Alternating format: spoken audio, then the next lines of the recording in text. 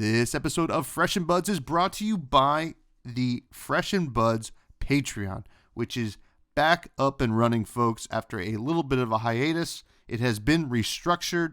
We are now at one tier, $3 a month. If you like what I do, if you like the channel, consider throwing a cup of coffee or a sugar-free Red Bull my way to help keep the mics on, the lights hot, and all that fun stuff. And I definitely mixed that up, but that's okay. You know, this is what you get at the Fresh and Buds podcast. Now, this is the set review episode. We had to split it up over two parts because we are busy bees. And this part is going to be just Brute and Guardian cards only. So we're going to do that, actually, I think, right now. Fresh and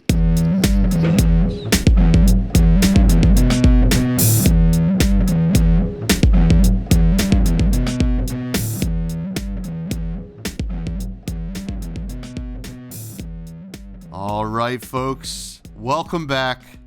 It is Fresh and Buds. I'm your host, Tommy Fresh, and you are all my buds. And Bill Lapage is back with us yet again to talk about basically almost every card from heavy hitters.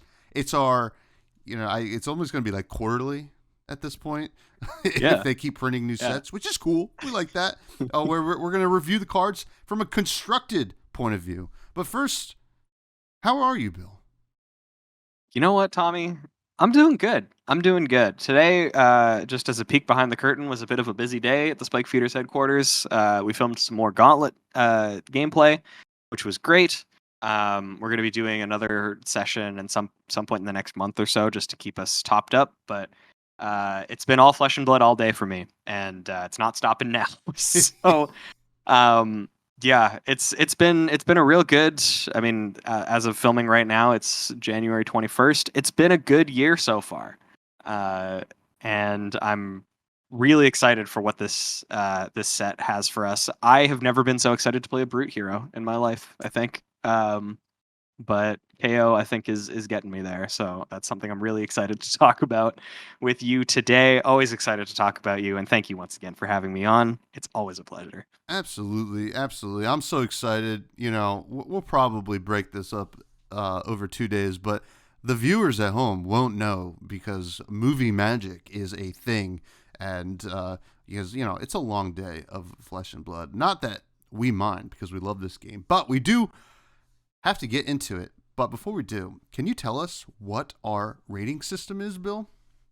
With pleasure, my friend. So I think normally I start from the top and go down. Let's go from the bottom and start at the top because, ending at the top is kind of what we want to do here on the Fresh and Buds podcast. So first of all, to start from the very bottom, we got Rotten. We got the worst of the worst. This is like things that are just for draft. And even then it's like a 15th pick for your deck. Like you don't want this card. It's not relevant, or there are better options available. Card that you can't really see yourself playing. You start with Rotten. Then step up from that, we have Stale. And Stale is, a little bit better than that, like kind of your foundational draft cards or cards that help to support a strategy, something that will go in your deck at some point, or like sideboard options, but it's something that you're not like necessarily excited to play or to see. It just is there. It has utility, but it's not your favorite thing. Then we got Fresh. And Fresh is when you get into cards where you are excited to see it. It's cards that have really interesting utility, cards that you would maybe want to start building a deck around. These are your stronger picks in draft, too. Something that if your opponent sat down against you and they had one of these Fresh cards, you're like, damn, like that's a good pick for their deck. And then finally, last but not least, we got Fresh to Death. And this is the S tier. This is the best. This is the build defining cards. This is the Windmill Slam limited cards. These are the, this either absolutely defines your deck or is worth constructing an entire strategy around. These are like the meta game cards. And usually within those, we'll have like high, mid, and low. We'll sort of split each of those 4 tiers up into 3. just so that we have like a, this is a high fresh or this is a low fresh, because things can exist in the same universe, but something can feel a lot more impactful than others. And that's just kind of how we do it here. That's our set review. And like I said, I'm really excited to get another set's worth of brute input on brute cards. Yeah, I mean, this is going Because to be interesting. we had it in Dusk Till Dawn with some Leviathan stuff that really shook things up, and now I think we have the ultimate shakeup with the introduction of blue sixes. They're back in some way, shape, or form. They are certainly kind of back. They are a little bit back or something like Sort that. of. But it should be fun to talk about it. I think we might have a lot of fresh deaths. Nothing. I don't think just going over the set. I don't think we're looking at any Codex of Frailty fresh deaths, which is probably for the best. But we're gonna get some pretty solid cards, and we're gonna have some stinkers too. I think. It is a draft set, so some stuff is just not that good. We do have reprints that's worth noting. We will mention them. We're not going to talk about them for the most part, unless there's a little thing to bring up. But other than that, it is guns a-blazing. It's time to talk about heavy hitters, the Deathmatch Arena. Speaking of, the first card is Deathmatch Arena. It's the Fabled, which was pulled over the weekend in New Zealand. It's the return to a landmark. It's a generic landmark. It costs 0. It's sideways, and I'm going to try to read it. It's legendary. You can only have 1 in your deck. It has Go Again. Heroes can attack any opposing hero. When a hero deals lethal damage to another hero, they create gold tokens equal to the number of heroes who started this game. Bill, this is a UPF card. I think it's an awesome UPF card, and I'm glad it's not constructed playable. And I think we could probably leave it at being a UPF card, but really neat. Yeah, I'm right there with you. I think this is we usually don't necessarily tier UPF cards, but I feel like this is a fresh to death UPF card in the same vein as like Gorganian Tome. If you have it, go bananas. Like things that are really fun to have in a multiplayer format. That's usually where those will sit. This will be like an auto include UPF card. I was even saying before we started, I feel like this could be the advent of like, oh, who wants to play a deathmatch UPF game? And the rule set is just this starts in play. Yeah. So whenever you kill a hero, you get 3 gold and you can attack anybody. Like I could see that being a thing that happens. Like you said, I think that it's nice that this isn't a constructed playable card. I like when Fableds aren't necessarily constructed playable, especially not when they're really good. Shout out Heart of Fiendel. That card is way too expensive for how little it sees play, but it is what it is. But yeah, I love Deathmatch Arena. I love it. Fresh to death. It's going in my UPF pile. Absolutely. And one day I will bring it to Armory for Classic Constructed, just to play it and then be confused. No, to show them, I plan on winning and I want gold. I want to get 2 gold. I want to get 2 gold. And speaking of gold, we have a new gold standard of a brute, maybe.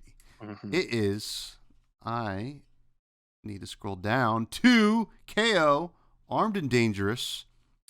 Do you want to tell us what this new brute does?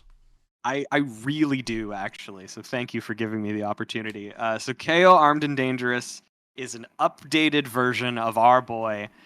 He is a little worse for wear. He only has 1 arm. For anybody who can't see the art currently, he is a 1-armed man. And to that end, he only has 1 weapon zone. That's his first line of text, is that he can only have one-handed weapon or offhand equipped. He has 4 intellect and 40 health. Attack action cards you own get +1 attack while they are in any zone other than the combat chain, which is a wild line of text because this doesn't count as a buff, but like I was kind of alluding to earlier, it means that if you have yellow 5s in your deck, they are yellow 6s for the purposes of discarding a random card, for anything like that, just not when they're attacking or when they're blocking. So it doesn't turn yellow 5s into poppers, but still relevant for a lot of other purposes. And finally, the first time you discard a card with 6 or more attack during each of your action phases, you create a might token, which for those of you who don't know, a might token gives your next attack. It pops at the beginning of your next turn, and it gives your first attack that turn +1 attack. Yep. So it basically gives you an additional buff later on for doing the things that Brute already wants to do. I love the design of this guy. I think it is so cool. I saw somebody talking about the fact that there's now an opportunity to build a Brute deck that has, outside of Bloodrush, Bellow, and Berserk, every other card has 6 power, at least. Yeah. And I love that. I'm so into that. That's so cool. Like, just having 0 possibility of whiffing on your stuff is really nice. I think that Armed and Dangerous is a fantastic name for him. Yeah, I love this guy. I'm going to be building him right away.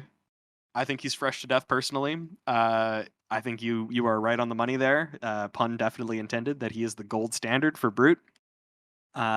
He's really cool, and I think he's really strong.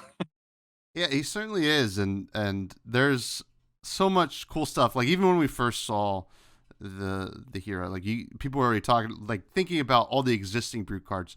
So, like, Brute, you will see, has a little bit less, or actually a lot of bit less new cards in this set, right? We have some reprints, more Brute reprints than any other class.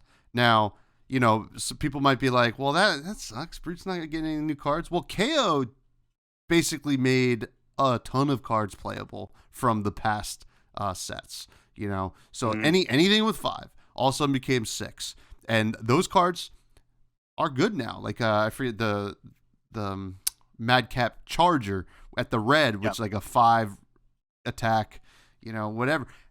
Enlightened Strike's a 6 in this deck. Enlightened Strike is a 6. Bingo.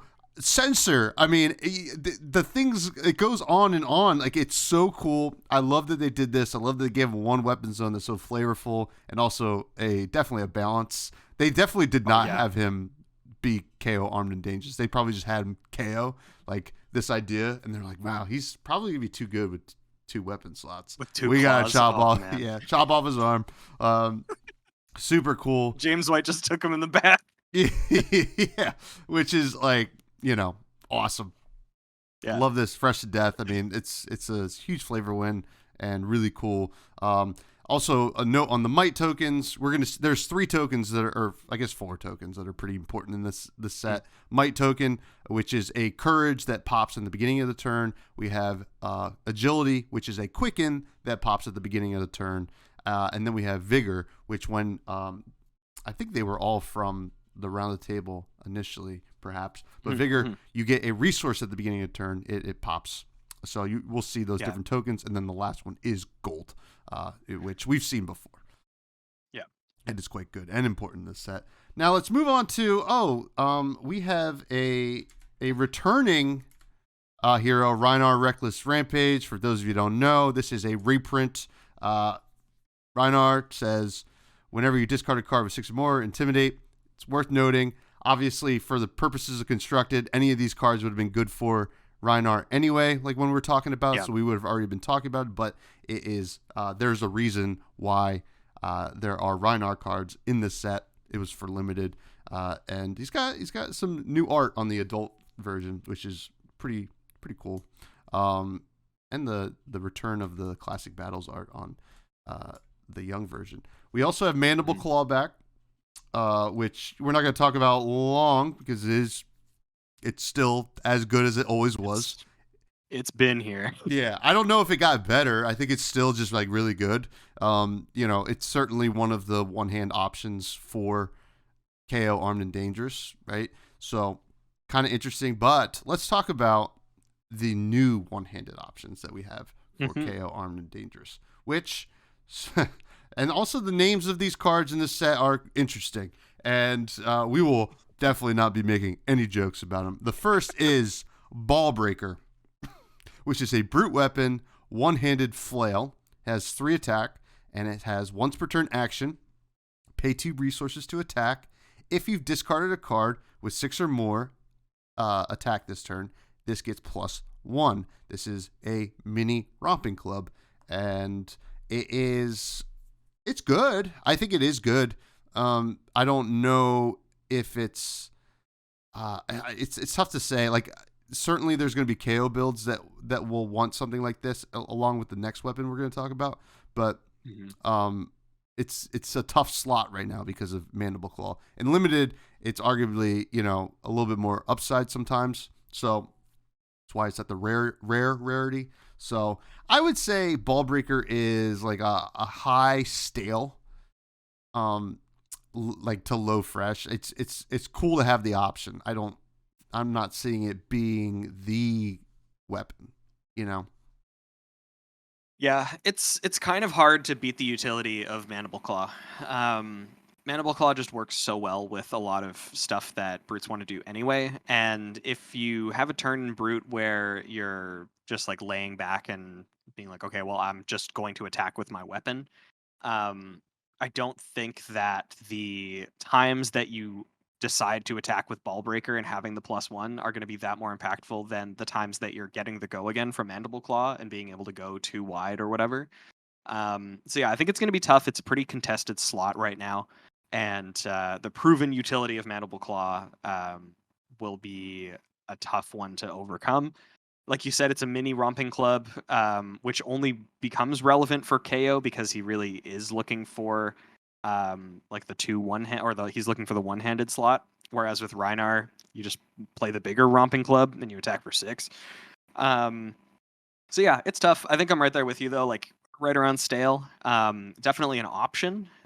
If there's a KO deck that wants to specifically play a bunch of the buffs that discard random cards, then I can see it. But I think Claw is probably going to be the one that wins out. It's just such a clean and simple and strong design that it's going to be tough to overcome it. Yeah, certainly. And there's a world where maybe it's one claw, one Ball Breaker, but even I mean, like, it just doesn't. If you're Blood Rush bellowing, it just doesn't work that way, right? Like, Yeah. I mean, I guess you can maybe, but like with the agility tokens running around, but it's just not that exciting. It's excited for limited, but not quite Yeah. constructed. Now, tell me, what does the next one do? Which is also, well, literally a mini version of another card. Yeah. So the next one is Mini Meat Axe, which is a smaller version of Ravenous Meat Axe. Is that the okay? Cool. Yeah. So it is a 3-attack brute weapon one-handed axe. It is once per turn action for 2 resources attack, and when it attacks, you draw a card and then discard a random card. So obviously for KO, this one is a little bit more relevant because it allows you to trigger his second ability to create a might token. So this one I think has more of a shot of seeing play within KO builds. But again, Mandible Claw is a really tough one to overcome. I do like it. I like the design. Obviously, brute cards care a lot about being randomly discarded. So it could see play, but I think if it does, it's probably only in KO, just as that utility of being a discard outlet that also just incidentally does damage. Yeah, I don't know. I do like it a little bit higher. I think this one's going to be a high stale with Ball Breaker being like a mid stale for me. I do like it more. I'm not admittedly the most seasoned brute player, so I could be totally off base. I mean, you corrected me a bunch with Dusk Till Dawn stuff when I was talking about Leviathan weapons.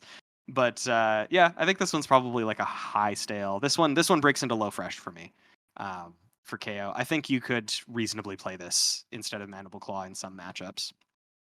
Yeah, it's certainly cool. So like, I don't hate it in KO, right? You create the might token and then like, the next time you're coming in for 4 with this and then creating another might token and then, it's always going to do that, but you're going to run through your deck quite a bit. That's what happens when you draw and discard, right? And as we've seen, fatigue is a viable strategy. So you have to keep that in mind. Now, there's some cool stuff you can do with the mini meat axe in other brute decks, such as like, if there is like a non-blood rush Rhinar or non-blood rush Leviathan, you can play one Mandible Claw, one meat axe. Mini meat axe does fill up your graveyard for Leviathan, which is fine, but it's just tough without the might token to really think that this is going to be good enough. So I'm interested to see if it sees any play, but I'm right around the high stale for mini meat axe. But I have a feeling the next card is not going to be that because it's our first legendary. It is Apex Bonebreaker, which is a legendary brute equipment arm piece. It has 2 defense, and it says when this defends together with a card with 6 or more attack, create a might token, and it has temper. Temper, for those of you who don't know, when the combat chain closes, if this defended, put a -1 counter on it. Then if it has 0, destroy it. So you get 3 block out of this, and hopefully 2 mites. This is just good. This is just creating stats for the brute deck. Sure, you got to give up Gambler's Gloves, but there's a world where, especially KO, doesn't even really need to roll scabs that much. So I could see Apex Bonebreaker just being the arm piece, right? I'm a huge fan of this card. I think it's fresh to death. I mean, it's not that flashy. It's a cool effect. It's like, hey, block this with something else and you get a bonus. That's really neat. You're just going to get so much value out of it. And it's hard to say it's not a fresh to death. And it's awesome.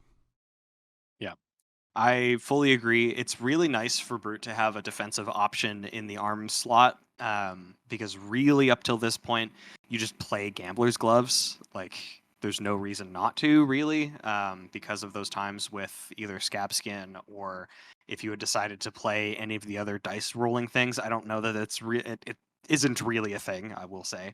But, like, I don't know, if you decided to play Rolling Thunder or if you were playing KO in Blitz, then, like, sure. But having an actual, like, block 3 option, like a fridge option in the arm piece is great. And the fact that this just adds 2 damage over the course of the game is really relevant. Might tokens are really good for, like, forcing really awkward breakpoints. Especially when you're attacking in for 6 so much, like that pumps it up to 7. That's 3 cards now, or like 2 cards in an equipment. So even though it's just +1, adding +1 to specific attacks is extremely relevant. So yeah, I like Apex Bonebreaker a lot.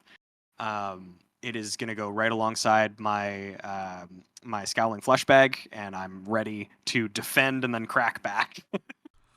Well, we're looking at a situation here where Levia can have 12 armor on the field. I mean, already had that kind of a possibility with the Grasp of Darkness, but this is just better than Grasp of Darkness. This is so much better. And yeah, this is just so good. So super excited. Now, Actually, LSS was really kind, and they named the card after me, and I'd love for you to talk about it next. What is this? Don't insult my boy like that. This one's called Knucklehead. But this card's also sick. I'm actually really excited for this one. But this is the KO specialization. It's his headpiece. And yeah, it's called Knucklehead. It has Temper 2. It's Brute Equipment Head. KO specialization. And its effect is action, destroy this, roll a 6-sided die. Until end of turn, your base intellect is the number rolled. So, obviously, 3 of the results, so half of the results that you can get, are actively bad. They lower your intelligence.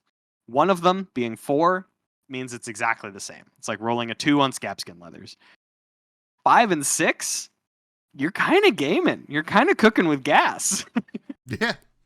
But yeah, the fact that this blocks 2 from a head slot and then has the ability to, especially if you're playing KO, if you decide to just start to run ready to roll, which, by the way, was our first ever spoiler card, gives you an option to just end a turn with 6 intellect in Brute.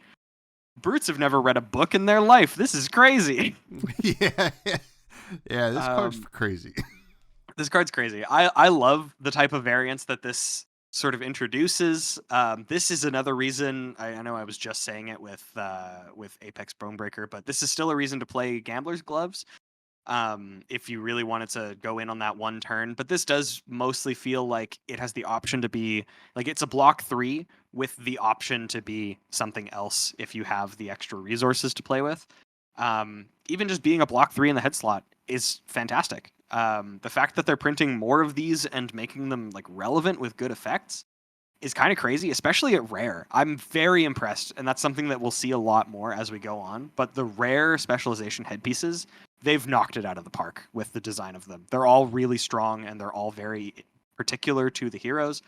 Anyway, with that all being said, I think this is like at least a solid fresh for KO. Again, at the base, it's a block 3 in the head slot. That's great. That's fantastic. They have not had head slots that were relevant for a long time outside of the generic ones. So the fact that they're doing like really good ones is great. Big fan. Yeah, this card's really cool, and I will argue that the 4 is slightly worse than just getting the 4, I think, because you are giving up at least some amount of block from your card. But that being said, yes. Ooh. And it doesn't have go again. I just realized it doesn't have go again. So you're ending your turn on this. Yeah, you're ending your turn. Maybe you blocked out, and then you're like, well, let's roll some bones. Knucklehead is, I mean, the stats are great, right? It's a great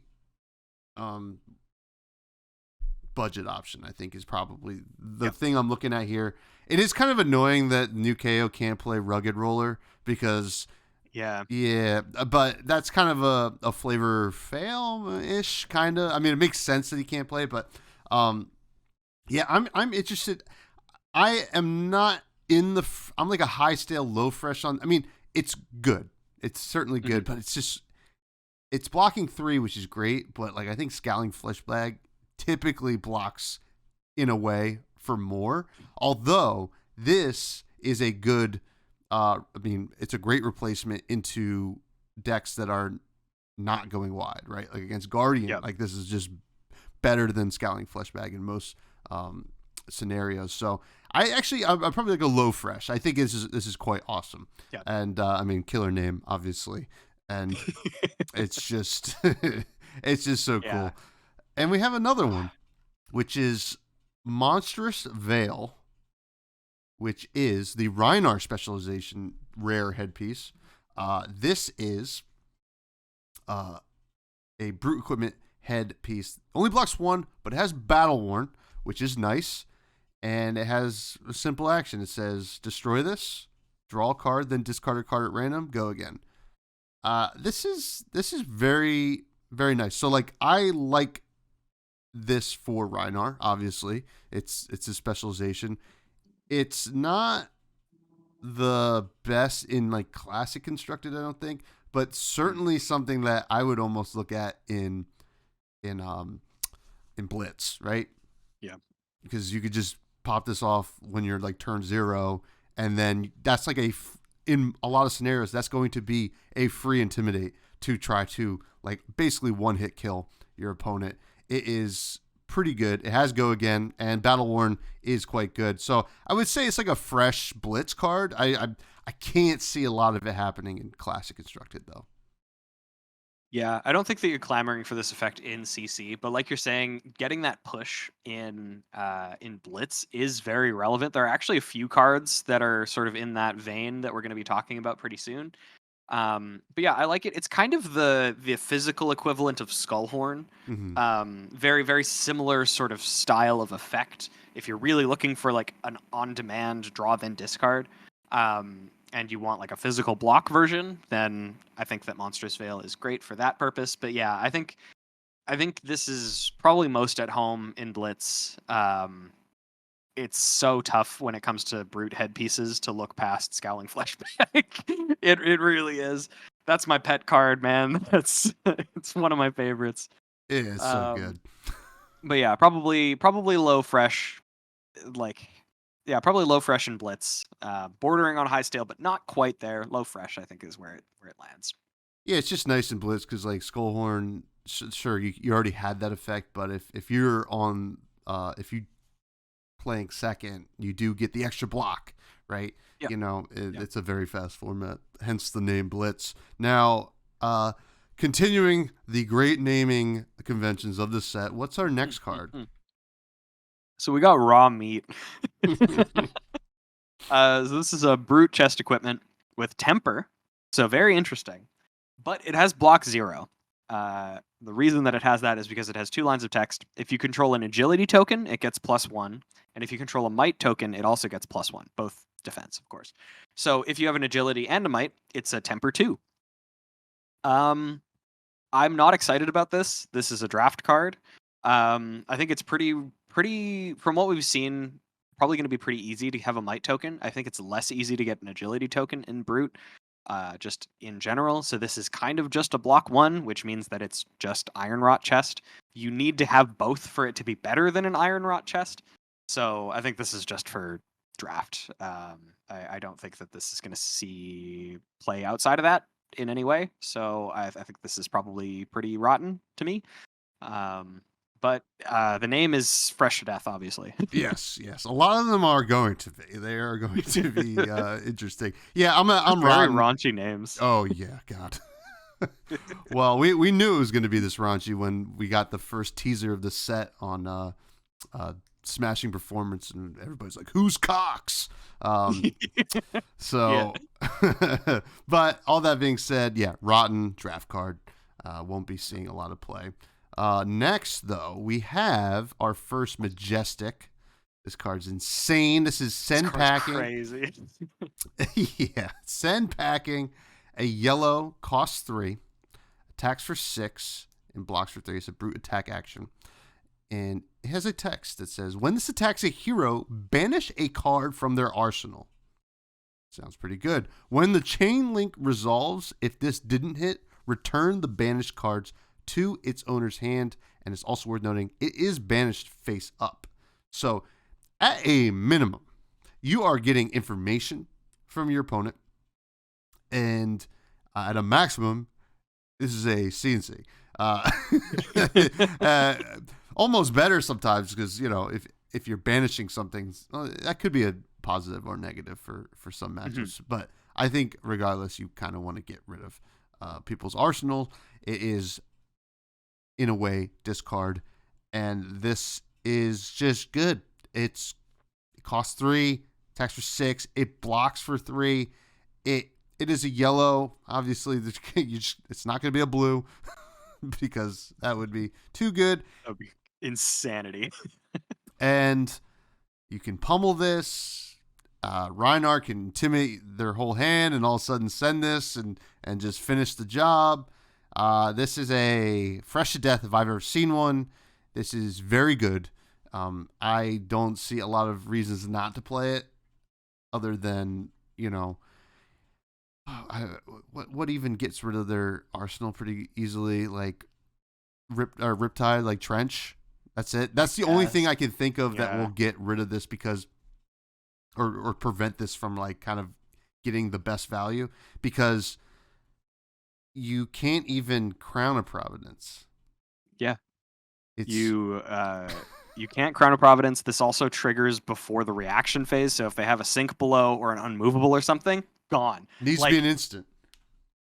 Yeah, no, the only defense reaction type card that this doesn't get, that this doesn't hose, is like Oasis Respite, because it is an instant. Mm-hmm. And I guess in that vein, technically also like Sigil of Solace, but whatever.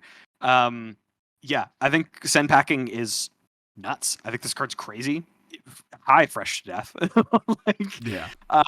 They printed like kind of a better CNC for a specific class. Because this, if you think about it, this does also kind of have the text of like defense reactions can't be played from Arsenal to this, because they just can't. It's just not true. Yeah, I love this card. I think it's great. The fact that it's a yellow is also kind of insane. Like this could have been a red so easily. This could have been a red. But yeah, it's a red, or it's a yellow 3 that attacks for 6 and still blocks for 3. They could have also easily made this block for nothing. Yeah. And so, they have in the past. I think they're trying to. Yeah, that's what I'm saying. I think they're trying to make up for lost time. Yeah. Yeah, it's banished face up, so even if it goes back, you know what you're playing around. It's nuts. This card's nuts. Yeah, so good. Now, yeah, High Fresh to Death there. What is next, though, Bill? Next up, we have another Majestic, and it's a Reinhardt specialization. It's called Show No Mercy. So this one is a red. This one, it costs 3, attacks for 6, and blocks for 3. It's a very similar stat line to the previous card, except this is a red. When it attacks a hero, you intimidate them. So pretty standard for Rhinar. And then if the defending hero has no cards in hand, this gets +3. So this kind of lives in the same universe as like Alpha Rampage, where it's just, this is a big attack that cares about intimidating. It's a 3 for 9, which is a pretty good spot, especially when you consider it to be like, this is almost a guaranteed 9 because it only becomes that once your opponent has no blocking options, at least not in their hand. So I think it's fine. I'm like less excited about it because it sort of lives in the shadow of Alpha Rampage. It's good. I don't think that it's bad. It's still a 6. The fact that it's a red and not a yellow, I think makes sense flavor-wise, but I don't like it from a deck construction perspective. It'd be cool if it was at least a yellow, but maybe that's just me being greedy. I still think it's good. I think it's like closer to a fresh than send packing. But I do still think that it's pretty strong. The only thing that sucks is that it is still a 6, even if your opponent has 1 card left in their hand. And like they could technically turn that off if they block this with a Crown of Providence and cycle their arsenal back into their hand. So the Crown then blocks for 5. But I mean, if they're using the Crown on this, you're probably okay with that. Yeah, so this is interesting. At first look, it feels a little bit boring. Like, we kind of got a Alpha Rampage that doesn't require you to discard a card or anything like that. Now, I will say, this is where it is better than Alpha Rampage on a Blood Rush Bellow turn, right? Because I've found that you often lose a lot of cards out of hand when your opponent is Blood Rush Bellowing with Rhinar. And if they draw well, on a 5-card hand, I mean, this should be really easy. This only has to hit the last card with the Intimidate. Obviously, you mentioned the Crown of Providence, whatever. But even then, on the Blood Rush Bellow turn, yeah, do people like play Crown of Providence? I don't even know. No, I don't think it's. I think it's a pretty underground card. So not good. Yeah, underground's pretty funny to call cards. Yeah, people aren't really talking about this card. But at the floor on the Blood Rush Bellow turn, it's still an 8 that turns into an 11 if you manage to get the rest of the cards out of their hand. So, and I guess like if you draw it off of Blood Rush Bellow and it's the only 2 cards in your hand, and you draw this in a blue, you can actually still play it as opposed to Alpha Rampage, which you just can't. Mm-hmm. So yeah, that is relevant too. Having the not having the additional cost is a good point. So I still think it's just a fresh. Like, I think Rhinar will play it, especially in the Mandible Claw build. But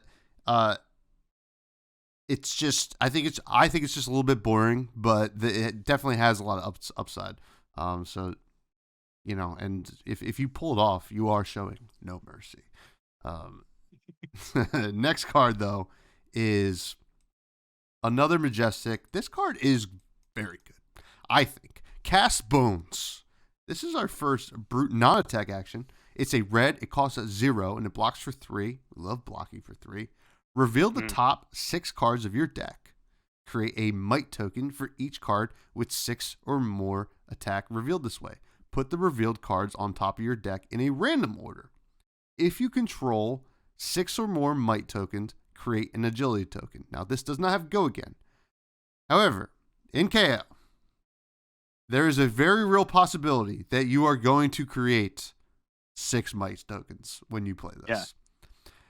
Yeah. And if you don't, I think if you don't do it, you're probably at least creating 5. And hopefully you created the 6th one during the turn that you maybe like beat chess, which we actually haven't seen any yet, but we'll see chess in a minute. Yeah. And then you get an agility token, and then the next attack has go again and +6 the next turn, which is insane. This is in a way, this is going to sound crazy. This is in a way a 0 cost 6 with go again. At best case scenario. And the cool thing is, like, at a minimum, you could still just swing weapon with this, right? Yeah. Let's say you had, like you played it and then they still had a really good turn and you had to block a decent amount, you're just like, well, whatever. I'll just attack my Mandible Claw for 9 or something like that, or whatever weapon you're using, which is pretty good. I think this is a low fresh to death, but in KO it really feels like the dream. Yeah, like I was saying, I think before we started, there like exists a KO build where outside of your utility cards, everything is at least a 6 power, like just because of KO's ability. So yeah, I think that there is a real possibility that you play this card and just get 6 might tokens, and then if you hit that, which again because of deck building is more likely than not, you also get go again on your first attack next turn. Like this is just banking, like you're saying, a 0 cost 6 attack go again for your next turn anyway. Um, yeah, I think this card is really cool. It also, to me, is very intriguing because it once again alludes to a brute shaman, which is something that I think they're going to be doing at some point. They've been alluding to it quite a bit with something like stuff like reincarnate, and now this, and then there's also other examples that are not coming to me right now, but they exist. Yeah, I love this card. I'm probably going to be putting it, in my KO deck. And yeah, I think this is I would love to see a KO deck that doesn't want to run at least one of this card, just for the fun of it, because at least it blocks for 3.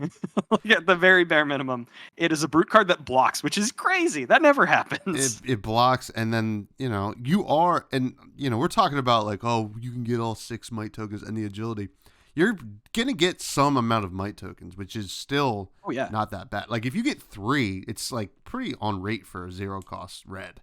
For something like that, you probably want 4 at most junctures, but really sweet. Now, what's next? So here's another KO specialization. Back to the first ever spoiler card that we got at the Spike Feeders, but another one from my boy KO. This is Reckless Charge. This is a blue 0 that blocks for 3. It's a ninja card. It's a KO specialization. You roll a 6-sided die, then gain action points equal to half the number you rolled rounded down. So, for those of you who are aware, this is the activation of Scabskin Leathers. It has an additional line of text, though. If you've rolled a 6 on a die this turn, you draw a card, which is great. 0 cost, draw a card with some other additional effects is totally fine. This lives right alongside Ready to Roll. I don't necessarily think that you would see this one in a KO deck because like having Scabskin Leathers in play at all times, there are still games where you don't want to play it. You don't want to use its effect. You just want to use it to block for 3, and then it sits there looking pretty. This one, at least, it does pitch for 3. I think if they made it pitch for anything less, then it would be not even worth considering. It also blocks for 3, like I was saying with the previous one. We love brute cards that block. The draw card stipulation being that you have to roll a 6 is pretty unlikely. Doesn't happen very much. If you do get it, then great, you're eating good. But yeah, I don't know that he necessarily needs this card. I don't think he needs a one-shot Scabskin when you can already run Scabskin. You already have access to this effect. The only thing that's really new is that this is a blue that blocks for 3 and sometimes draws a card. I unfortunately don't love it. I want to love it because it's for my boy, but yeah, I'm feeling a little stale on this one. I think that this doesn't do enough of things that KO wants to do, especially the new KO, where you're not rolling a die every turn. With the previous one, every time you attack, you're rolling a die. For the new one, it seems like it's just not ever going to happen. Yeah. I think I'm right there with you. It's fun. It's a very fun card, but I think with the new KO, old KO is a little bit. It's just out of the conversation in a lot of ways for like competitive Definitely. play. So I would give it a stale. Now, if I'm trying to think of a reason why you would want to roll Scabskins and then play Reckless Charge, because it's hard to play a lot of cards in one turn. Now, I will say, if if they somehow create a world where KO gets some allies or something like that, and then you're really cooking with gas. But that is not going to be the case. I think it's a stale. But the next card is interesting. The next card is No Fear. Maybe there is one fear. We will see. This is a Brute Instant. It's a red. It's at Majestic. It costs 0. As an additional cost to play this, banish any number of cards with 6 or more from your hand at the beginning of the end phase. I believe it was the next end phase. Return them to your hand, at least when I saw it initially. The next time you would be dealt damage this turn, prevent X of that damage, where X is 2 plus the number of cards banished to play this. So, throw this in your arsenal. Your opponent attacks with a big attack. You could play this from arsenal, instant speed, in response to the thing from earlier. I send packing. Which would be kind of funny. So you could technically use this to block 6 and then just get the cards back, and you're all hooky dory. It's awesome. It's great. There's a lot of cool use cases in Levia, right? You could use this to get to Doomsday numbers in a pinch and still get the cards back, which is really, really neat. You can do it to get to Levia redeemed numbers in a pinch to flip. And but I think it's a good sideboard option, mostly. I think it's, at a minimum, it's still, you don't have to banish anything. It still prevents 2 damage. It's not bad. Yeah. And, I like it in some matchups. Probably not everything. It's hard to really say, but it's great into Wizard. And I think that we're going to see this in a lot of sideboards. So for that reason, I'm going to give it a high sideboard fresh. Yeah, I was right there with you, especially with the wizard note. Like, this is good against arcane damage, which, a lot of the time, especially before KO, running a lot of really good resource cards was kind of tough. So having the ability to block that arcane damage, especially really big ones, was not very consistent. So the fact that this just prevents the next source of damage, I think, is great. It's really good as well against like multiple intimidates. If like you weren't going to get value out of the cards, now No Fear allows you to get at least some value out of them by blocking X amount for the next thing. Yeah, I think it's a really good defensive sideboard option. I am really looking forward to cards that have a payoff for being banished. Like from your hand, something again for like a defensive brute shaman. And the last note that I have about this is the creature that Reinar is facing, or maybe, no, that is Reinar because he has 2 arms. In the art here, has way too many teeth. That thing has far too many teeth. But yeah, I think this is absolutely a sideboard fresh. I don't think it lives in a main deck ever, but in the sideboards where you want it, I think it operates pretty well. Certainly. And I did forget to mention, it does turn off Blood Debt for Levia on your turn if you want to use it. Which is true. Good. Not as good as using it in the other ways, but it does work that way. Next, we have a pseudo reprint, and I say pseudo reprint because it is a reprint, but also they color shifted it. Now, we're not going to spend a lot of time on it. This is Beast Mode. This is from the Classic Battles, Reinar versus Dorinthia. I believe that was what it was originally in. And we had the red from that, and the red is cost 3. It's a brute attack action. It has 6 attack, 3 block, and if you've intimidated this turn, this gets +2. They color shifted it, so we have the yellow and the blue, so the 6, 5, and 4. The only thing worth noting here, I mean, this is probably just as much playable as it was previously. And arguably, it doesn't really change a whole lot. This is very much a limited card because KO is not really intimidating as much. But the yellow is a 6 to KO when it's not attacking. So there is that. But I'm going to just give it a stale because that's what it was before. You saw it in some decks. It does block, so that is cool. When a brute card that blocks, there's the floor, folks. The bar is so low, LSS. But Do you have any other notes on beast mode? No, not really. I mean, again, the most impactful update is that it's a yellow 6. Yeah. In a like, I think KO has enough options that you don't need to necessarily scrape the barrel this low. But that does exist, and I think it is worth noting. So Yeah, yeah, I think absolutely. stale is right where I'm at too. Maybe low stale. We're gonna go all the way past that to another pseudo reprint, which is Pack Call. Now, I do love this card. We had never seen the red. You're seeing the red on the screen right now. It was a yellow from the same pack, the Classic Battles. Mhm. It was a 3 cost, 6 attack, 3 block, yellow that says when this defends, reveal the top card of your deck. If it has 6 or more, put it on top. Otherwise, put it on the bottom. The red is a 7. That's good. Actually, I think that's quite good. And then the blue is a 5, which is relevant for KO. Now, the interesting thing is that Pack Call in KO, you hopefully should be just hitting the 6 every single time. So, like, you're not really getting the same benefit that you do in, like, Rhinar. So I would say the red is something that is good to see for Rhinar and possibly even Levia in some instances. But other than that, I think it is like a low fresh, high stale. Now that we have the red and the blue, but would love to hear if you have any additions to that. Yeah, I think the only thing that I would say is that just having additional blue 6s for KO, even if you're not looking to get the defend value off of this, I think is still relevant. Just having like a critical mass of blue 6s. This is like, having them in general is phenomenal. Obviously, like Wrecker Romp was the only blue 6 for a long time, and now you're gonna have so many resources available to you in KO, and I think this is gonna be part of it.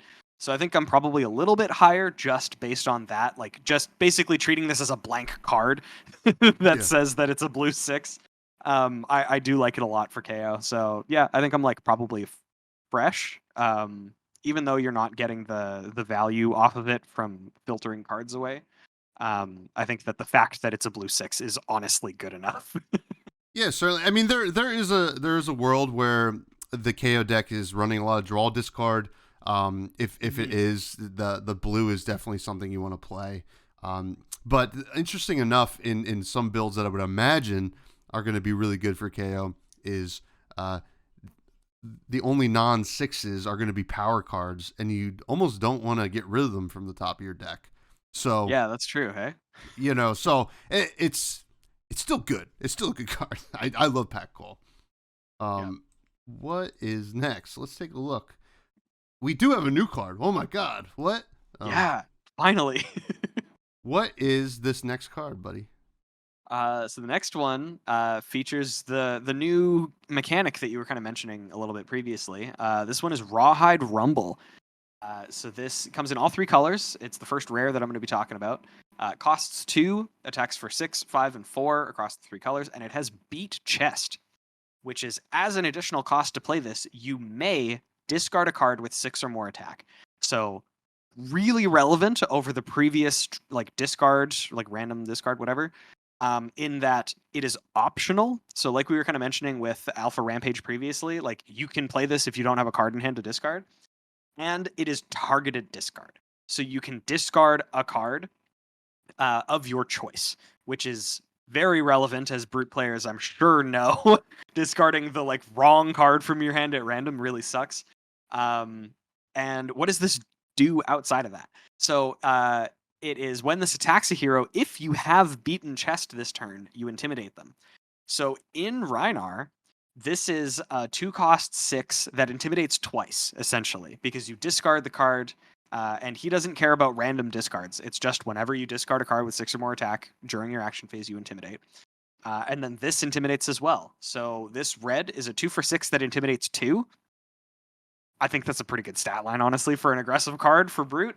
I like it a lot. The fact that it's just like also playable on those Blood Rush Bellow turns where you don't have the ability to discard, I think makes it really relevant too. I kind of like this card. I don't necessarily know if Brute needs these kind of like power push cards. But I could see KO liking this, obviously, as well, because he's going to have so many sixes in his deck, and just having a random source of Intimidate. I don't know if it necessarily pushes its way into the list because of that, but I think it's worth mentioning. Um, in Rhinar, I think this card's really good, actually. I genuinely think this card's like high fresh, like the red in Rhinar, I think is like high fresh. Intimidate 2 is nuts. Yeah, I'm right there with you. It's a high fresh in Rhinar. It might see some play elsewhere. I mean, any of these beat chest cards are also pretty decent in Levia. It's a great way to get 2 cards with a nice benefit to whatever the beat chest effect was into your graveyard, especially early game. Rawhide Rumble, also worth noting on the beat chest ability, it says if you've beaten chest. So if you've done it with a different card during that turn, you don't have to do it again with Rawhide Rumble. You're still going to get that benefit. That is like super important. We'll see that there's a couple of their beat chest cards. They didn't print a lot of them. I will say that. Now, my spoiler had beat chest on it. And when I saw that, I lost my mind. Because I was like, oh, Reinar's going to Living Legend this year. Yeah. Which is cool. I'm down with it. But especially, I mean, Blitz, no doubt. But he was already close anyway. But yeah, Rawhide Rumble, super awesome. Beat chest. We're really doing it, Brute fans. We have chosen discard. It does have to be a 6. You can't just randomly. You can't just like get rid of something you want. It does have to be a 6. But this is, and that's all you really want to do anyway. Super good. Super happy with Beat Chest. Rawhide Rumble is a certainly high fresh for Rhinar and probably low fresh for the rest of the brutes out there, because I think there's some better ones. Next we have my spoiler card. What a coincidence, eh? Assault and Battery. This is the card I saw when they sent me, and I was like, okay, this is insane. Assault and Battery comes in all 3 colors. It is a common. It costs 3 and it attacks for 7, 6, and 5, and it blocks for 3. It has Beat Chest, and it says when this attacks, if you've beaten Chest this turn, create an agility token. Now, I know I'm a little bit biased. However, this is a Beat Chest that both KO, arguably KO, Levia, and Rhinar want, right? Agility is a very relevant token for Brute especially. And to be able to create that on the tail of attacking for 7 or 6 or 5 really is pretty good. I mean, this whole cycle, and you're going to see any of the 7/6/5s they're all playable in KO. It might just be the blue that makes the cut here for KO, but I'm looking at the yellow and the red for the other brutes, and it's a setup card, right? You know, you got to commit some cards because you do have to discard, but it's a setup that is still presenting damage, which is really, really good. I would say it's a solid fresh. You know, this is a bread and butter card for brute decks, I think. Yeah, I absolutely agree. Like the thing that we were kind of mentioning previously with it was raw meat. I think that might tokens are going to be really easy to come by. I think agility tokens are much harder to come by in brute because they're generally more impactful. Getting go again on stuff is really good in brute. That's why we were talking about how tough it is to beat out Mandible Claw.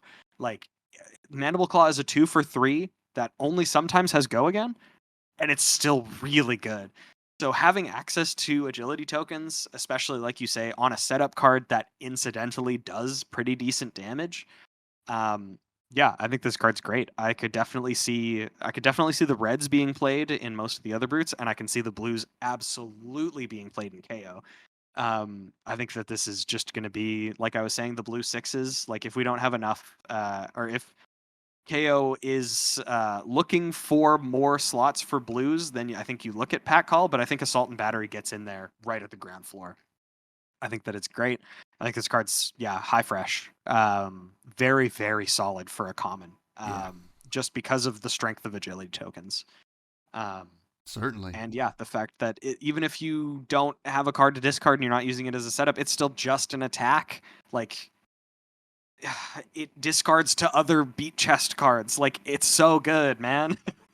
Yeah, it's really awesome. I was super surprised when I saw Yeah. that because No, this is a if solid card. anything that LSS does, and certainly they trolled us a little bit, right, with the Reinhardt reveal. Yes, it was a troll, but you know this was actually really impressive, and props to you LSS for making that. I mean, it's going to be a very toxic uh, situation in Blitz for one skirmish season, maybe 1 week of skirmish season. Yeah. Yeah, I feel like people are going to pretty consistently get their entire hand intimidated on turn 1 and then die, and they'll be like, damn, that sucks. Yep, and then it will LL, and you won't have to deal with it next week with the new rules. Yeah. Um, Yeah. we do have a reprint here, which is Bare Fangs, which is 6/5 and 4. The most notable thing is that the yellow is now playable, like any yellow 5 from the past is now playable in KO. This is added for the purposes of limited. The red was always a fresh for a lot of reasons, and the yellow will probably follow suit in some situations for KO. But we're not going to dwell on reprints because they gave us reprints, but we want new cards. And We do. the next one is also not a new card. It's Pack Hunt, which is back 2 for 6, 5, and 4. Same thing. The yellow is a little bit relevant in KO. I don't think it's that great in KO. I think it's fine. But Pack Hunt is back. It's still as good as it was before. It is a 2 for 6 in Rhinar. So that's cool. But the yellow is not playable in Rhinar. No. But we do have a new card. What's Pound Town do?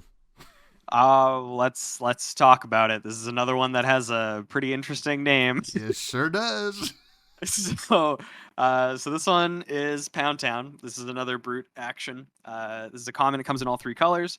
Costs 3, attacks for 7, 6, 5, and blocks for 3.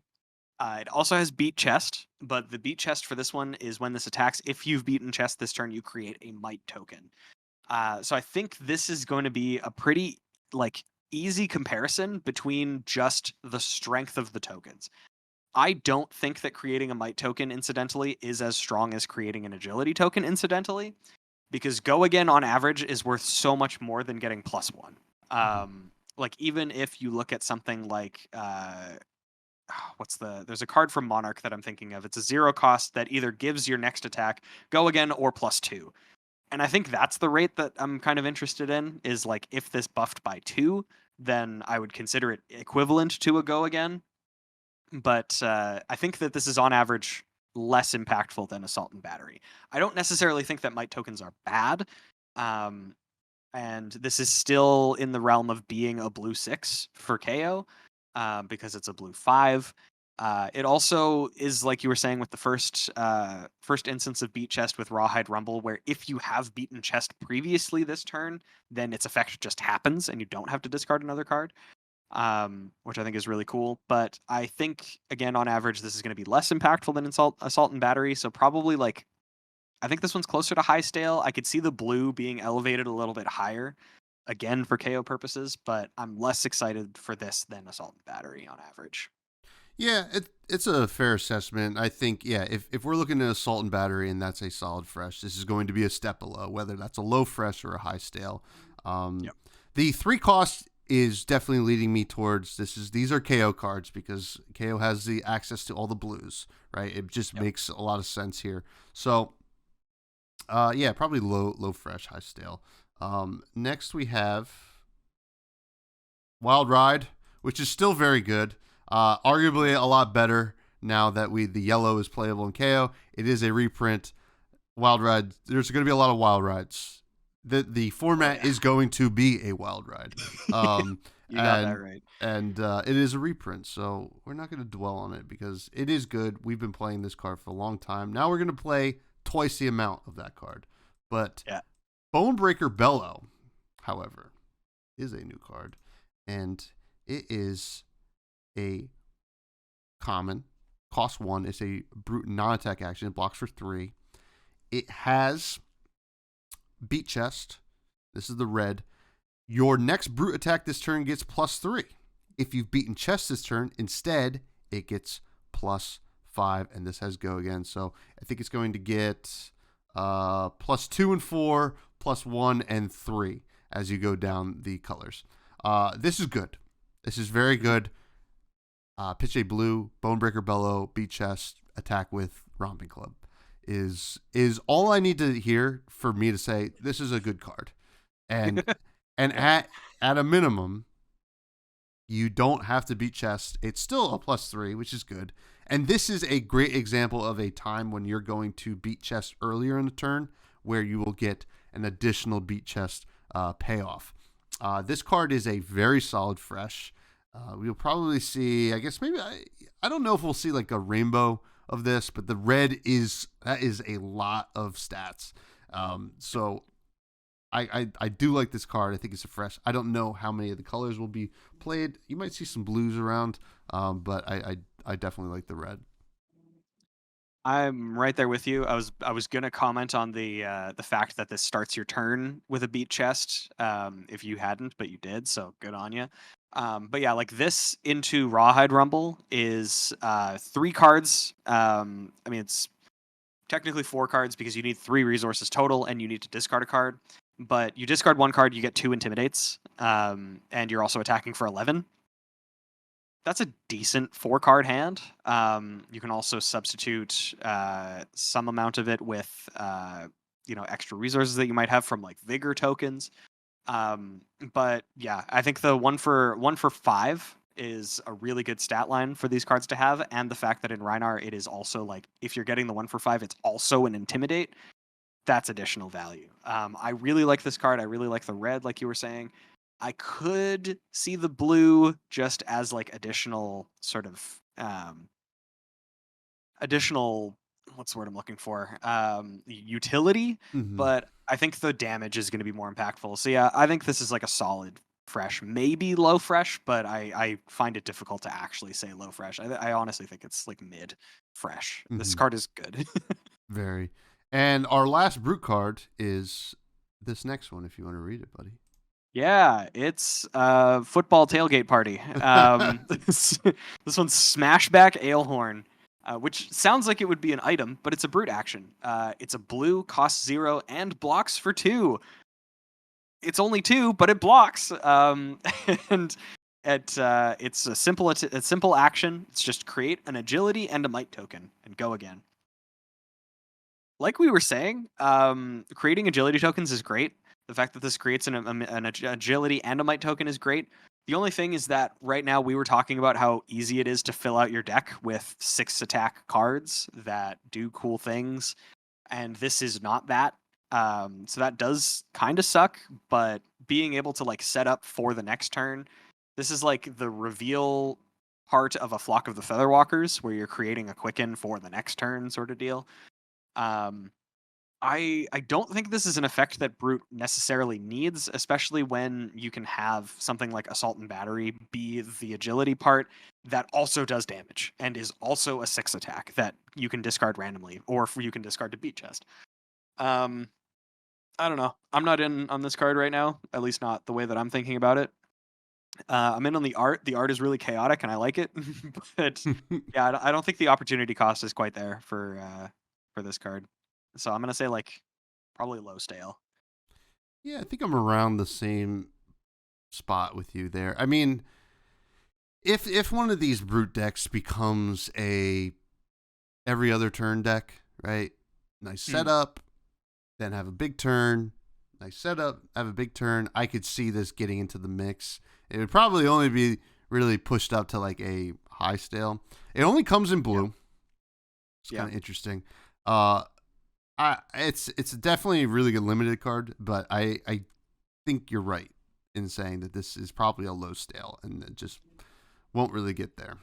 But yeah, I feel like if this came in rainbow and the red created like multiple might tokens, I could probably see it, but I don't know if that ends up pushing it to be too strong or something. But if it was like create an agility and 3 might tokens for red, I could see that. It's kind of like a nimbleism for next turn ish. I don't know.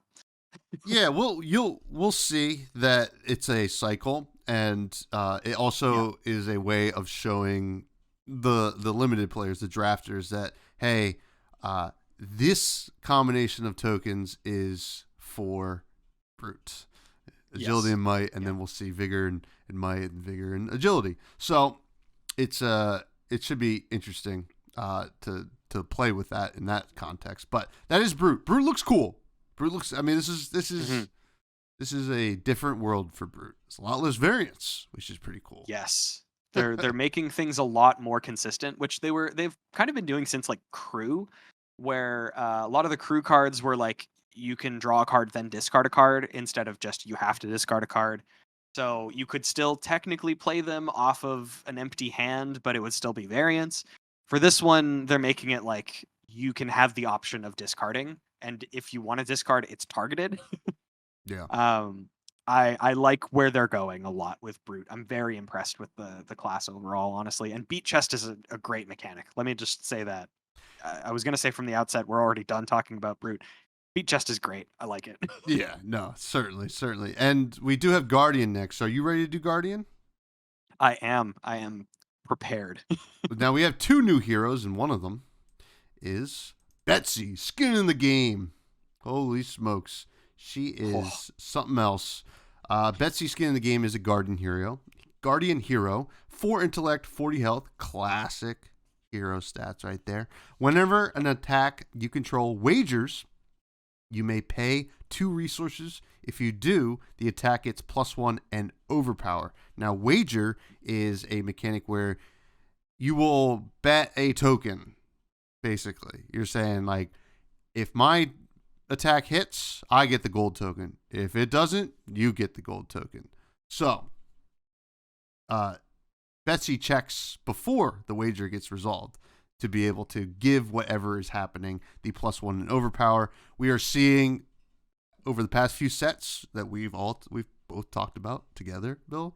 We are seeing the departure from Dominate and the welcoming of overpower. Bright Lights was the first one where I felt like, okay, this is now a core mechanic. We're seeing it more in this set. It's a little less toxic than Dominate, which is a great fix. On its face, Betsy seems good, right? Guardians usually play a lot of blues. They have a lot of resources. They might have the extra 2 floating around. So we're going to look at like attacks that cost 4 that are wagering, so that you can use the remaining resources to kind of buff it up. So yeah, as a rating for Betsy, we'll have to see how the cards look, but I imagine like a fresh to high fresh. Yeah, I'm there with you. It is very dependent on her cards, as you're saying. Like the consistency of being able to have that 2 extra resources in order to give the +1 and overpower is going to be pretty relevant, especially because overpower pushes your cards into being more likely to resolve the wager, because your opponent can't be like, okay, well, I'm just going to put my entire hand in front of this and you won't get your wager. It's like, okay, well, now you can only block with 1 card from your hand, which means that not only does this hit and I get all the relevant on hits, I also win the wager and I get, whatever token that you've wagered at that point. I really like Betsy. Kind of spoilers because I've seen some of the other cards. She has some really good cards, to be fair. Yes. So yeah, I'm pretty high on Betsy. I think I'm like high fresh on Betsy as a Guardian hero. Her ability doesn't seem like it's too crazy, but I think she has an insane amount of good support, and I'm really excited to start talking about it. Absolutely. We do have another new hero, though. What Yes. is this jerk? Like, I don't know. I mean, that's he the only is way a jerk, man. Yeah.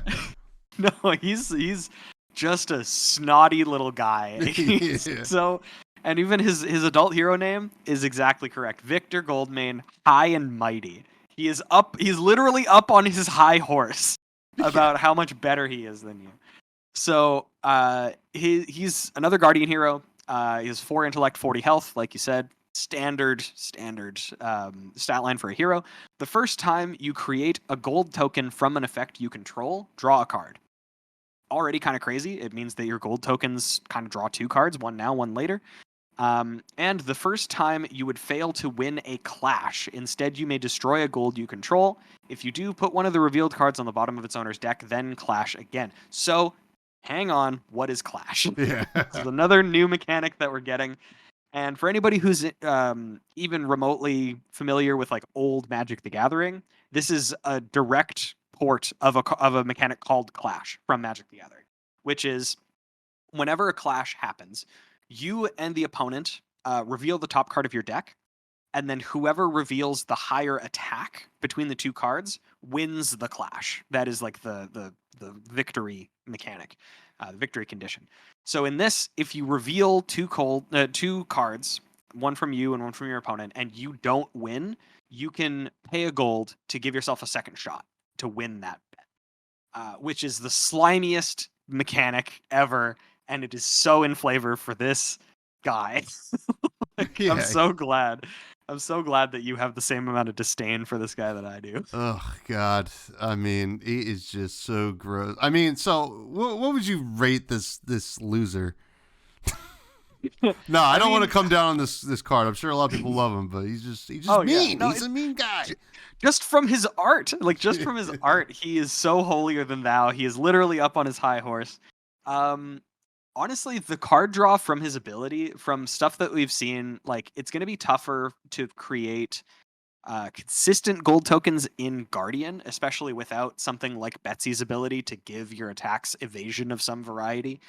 It will be tougher, but the fact that he rewards you so heavily for creating a gold token, like the fact that it's on either turn as well. So if there's some way to create a gold token on your opponent's turn, you still get to draw the card. This effect is really good. His secondary effect is also probably pretty good because you're going to be running a lot of really big attacks. So you're going to want to try to win these clashes whenever you're doing them. Obviously, that's going to be his main mechanic. I think he has the potential to be pretty good. I'm less high on him than I am on Betsy. I think maybe it's part of my not liking him personally as a guy, as a human being. I don't like him. But I'm probably like mid-fresh on Victor. Clash is kind of an interesting mechanic. It becomes worse dependent on the hero that you're against. But if you're playing against like a wizard or something, then you just auto win every clash. So it could be really good too. Kind of tough. Yeah, I think so. Well, it's all going to depend on what the Clash cards do, and I've looked at a few, and some are relevant, some aren't as, which is probably a good thing.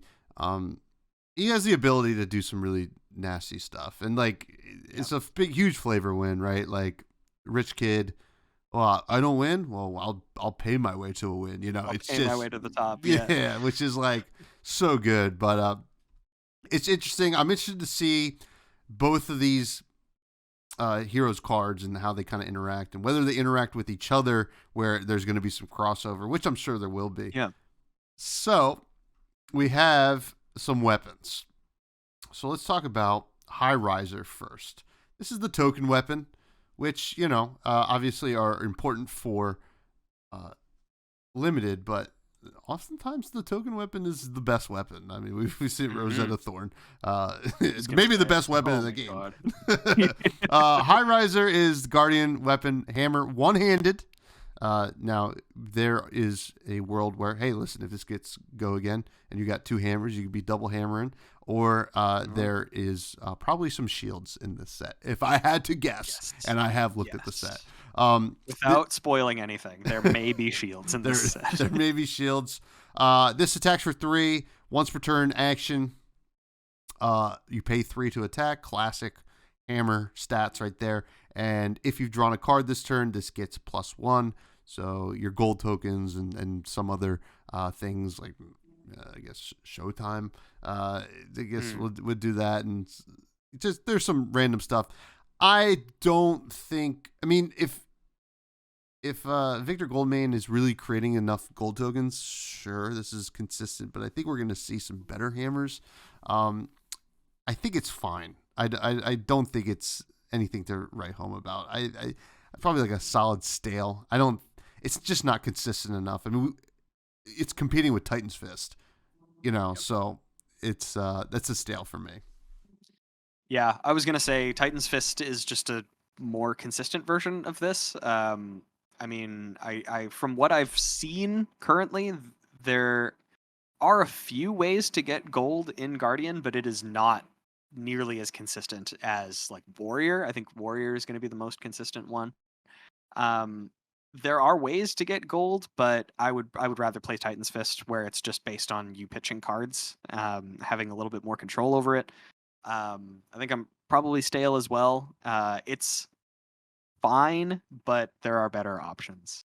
I think pretty handily there are better options. It's funny, like Warrior has, like, assumedly we haven't talked about Warrior yet, but they seem to be able to create the gold tokens more, and they can draw more cards.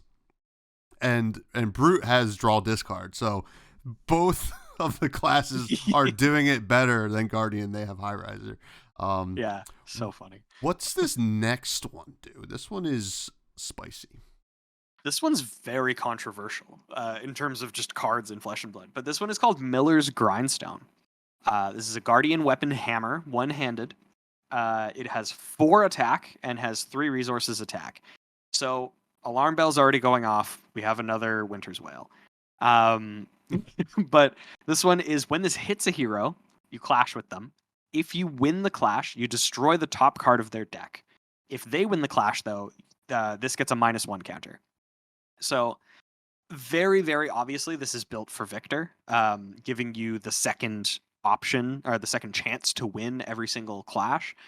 I mean, a 3 resource 4 attack weapon we've seen is a good breakpoint. The only thing is that this is an awkward on hit, especially if you can't guarantee that the clash is going to be in your favor. I would almost call this like a good sideboard option versus classes that won't be able to win clashes very well, like against other warriors. Although we have spoilers, we've seen some warrior cards that are attack actions, but I still don't think it's going to be the frequent thing for them to do. Or like wizards or something like that, where you're pretty consistently going to have higher attack than them. Even, and you're probably going to have fewer non-attack actions, that sort of thing. Other than that, like if this goes off and you get even the first -1 counter, this becomes worse than High Riser because it doesn't have the ability to become a 4 ever. It is only a 3 and it just gets worse from there. So this is almost like it almost feels like Talishar in a way, where it's a weapon that is good for a little bit, and then if something happens, it just dies. Yeah. Yeah. So I don't know. I'm in on like a sideboard plan for this, for Victor. But again, like in that one instance where you lose a clash and this gets a -1 counter, I think you are kicking yourself for the rest of the game. Yeah, absolutely. I mean, there's a world where you play 2 of them, but even then, is you just like bam, bam, bam, bam. Well, this was broken. Yeah, I'm gonna use my other one. Yeah. If only there was like a flick knives option or something for Guardian. But yeah, I don't know. I'm pretty like sideboard high stale, probably low stale otherwise, maybe high rotten.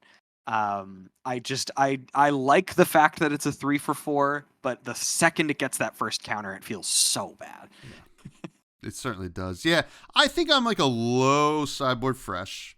I think that there will be enough decks that they're just like, well, you know what, I can win this. And if Victor actually has the gold output, this will be good enough as a sideboard card. If he doesn't, it's really only for a couple matchups. And I guess like a wizard, like I don't know.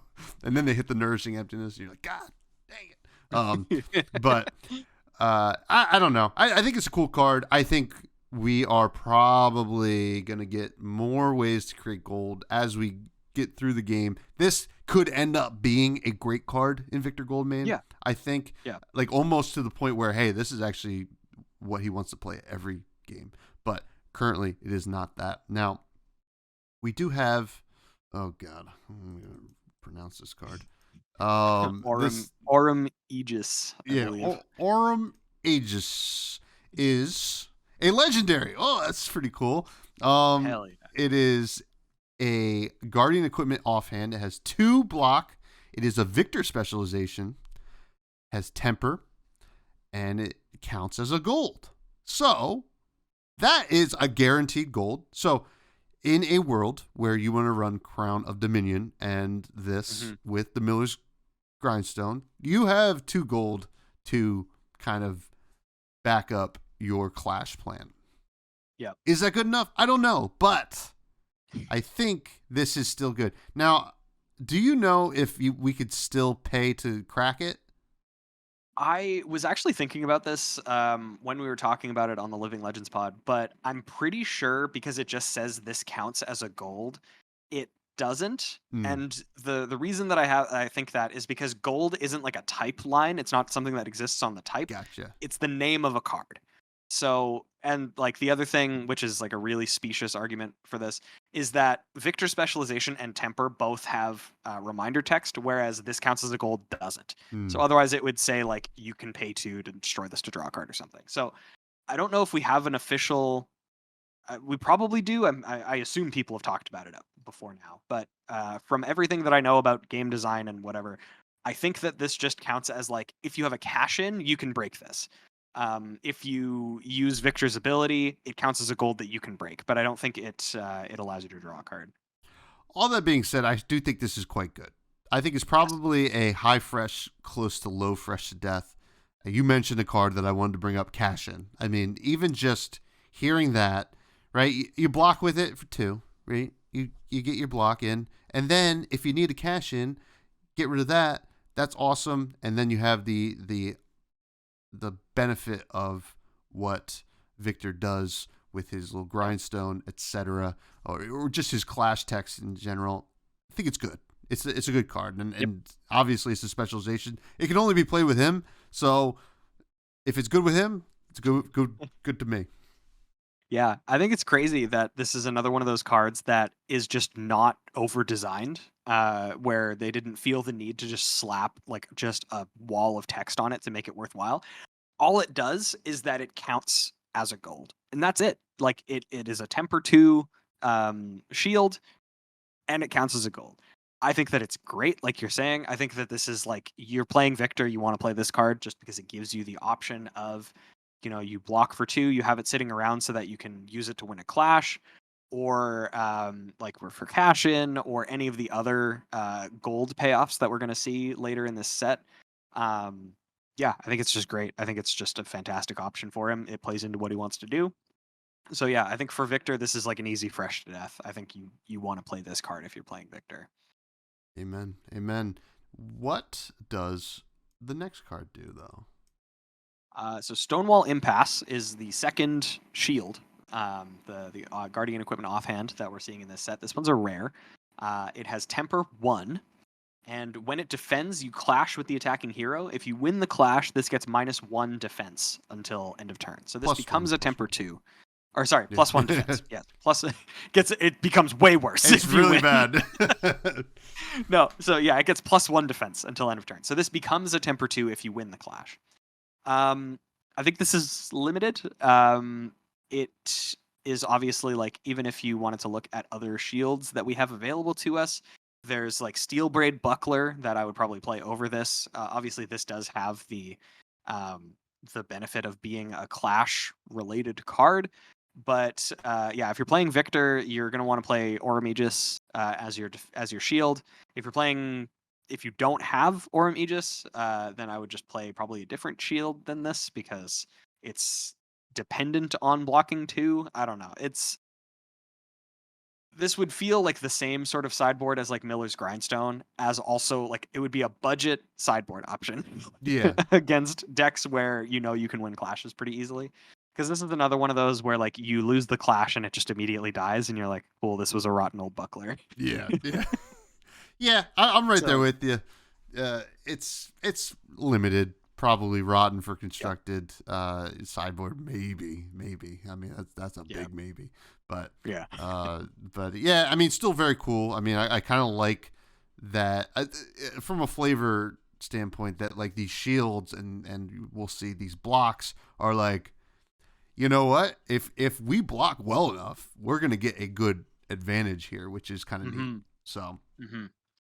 The next card, though, is pretty cool, and I love the art. Yeah.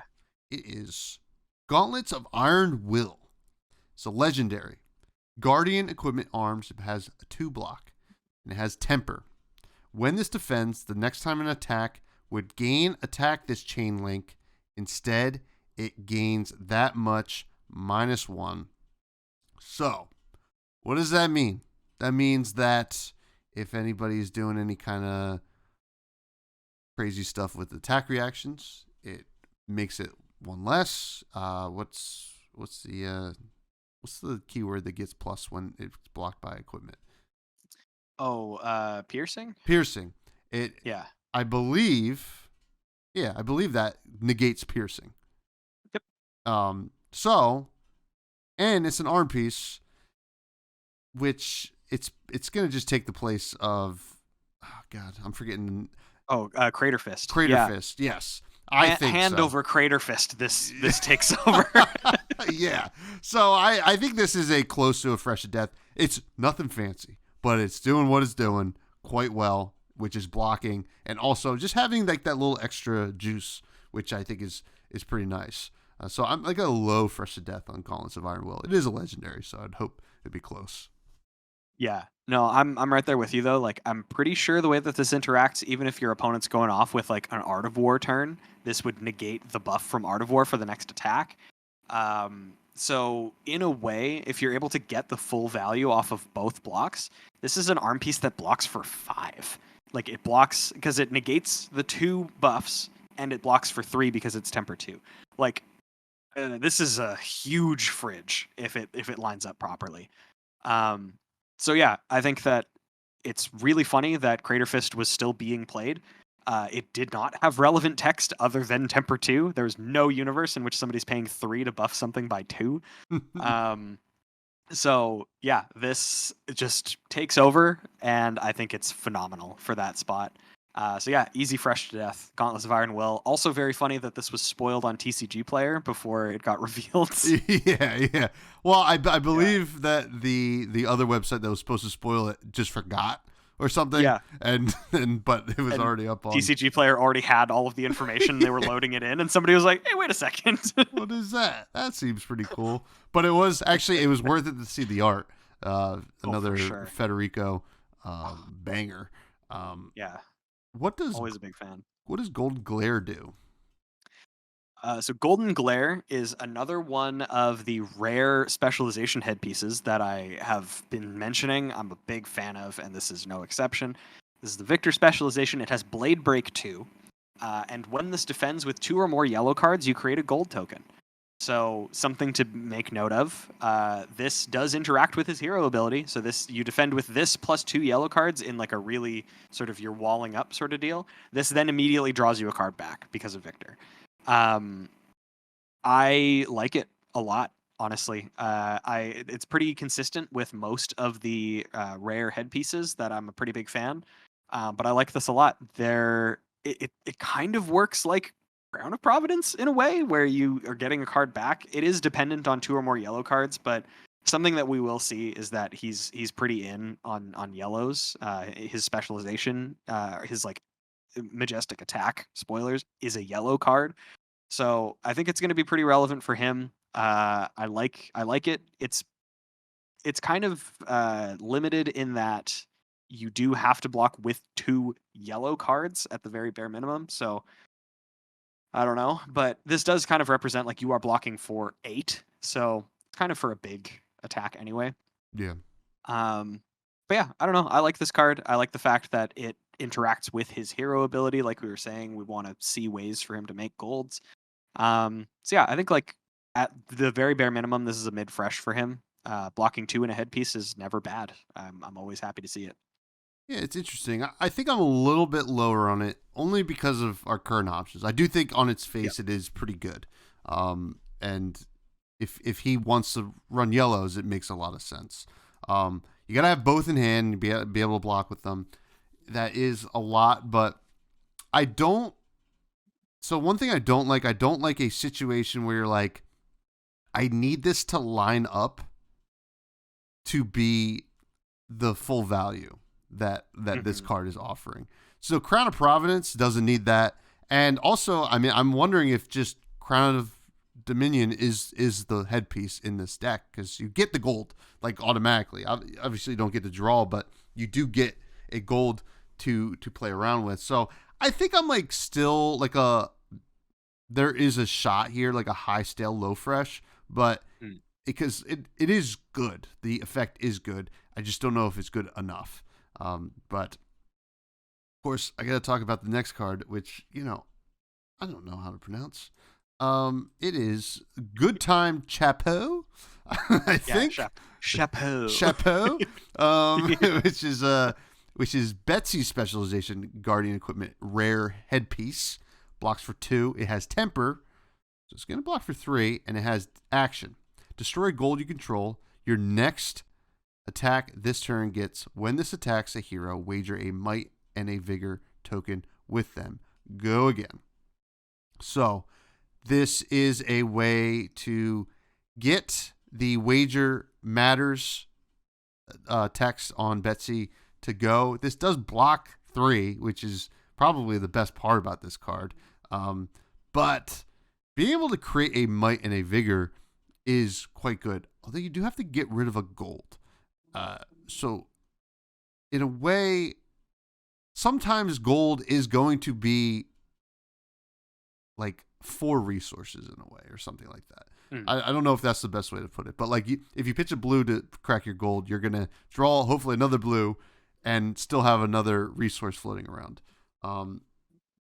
It's tough to say. I guess a Vigor is kind of also where you are. I like this card. It's one of those things I don't know if it's better than like Crown of Providence, but this is a good option. And if like you are looking for ways to start wager with something that might not be good or not good otherwise, but like I guess you could do this with like a CNC, right? Mm-hmm. That's pretty good. So I think I'm like a low fresh. I mean, it's good. I mean, it still has Temper too. So like maybe a solid fresh. That's where I'm at. This card's very confusing.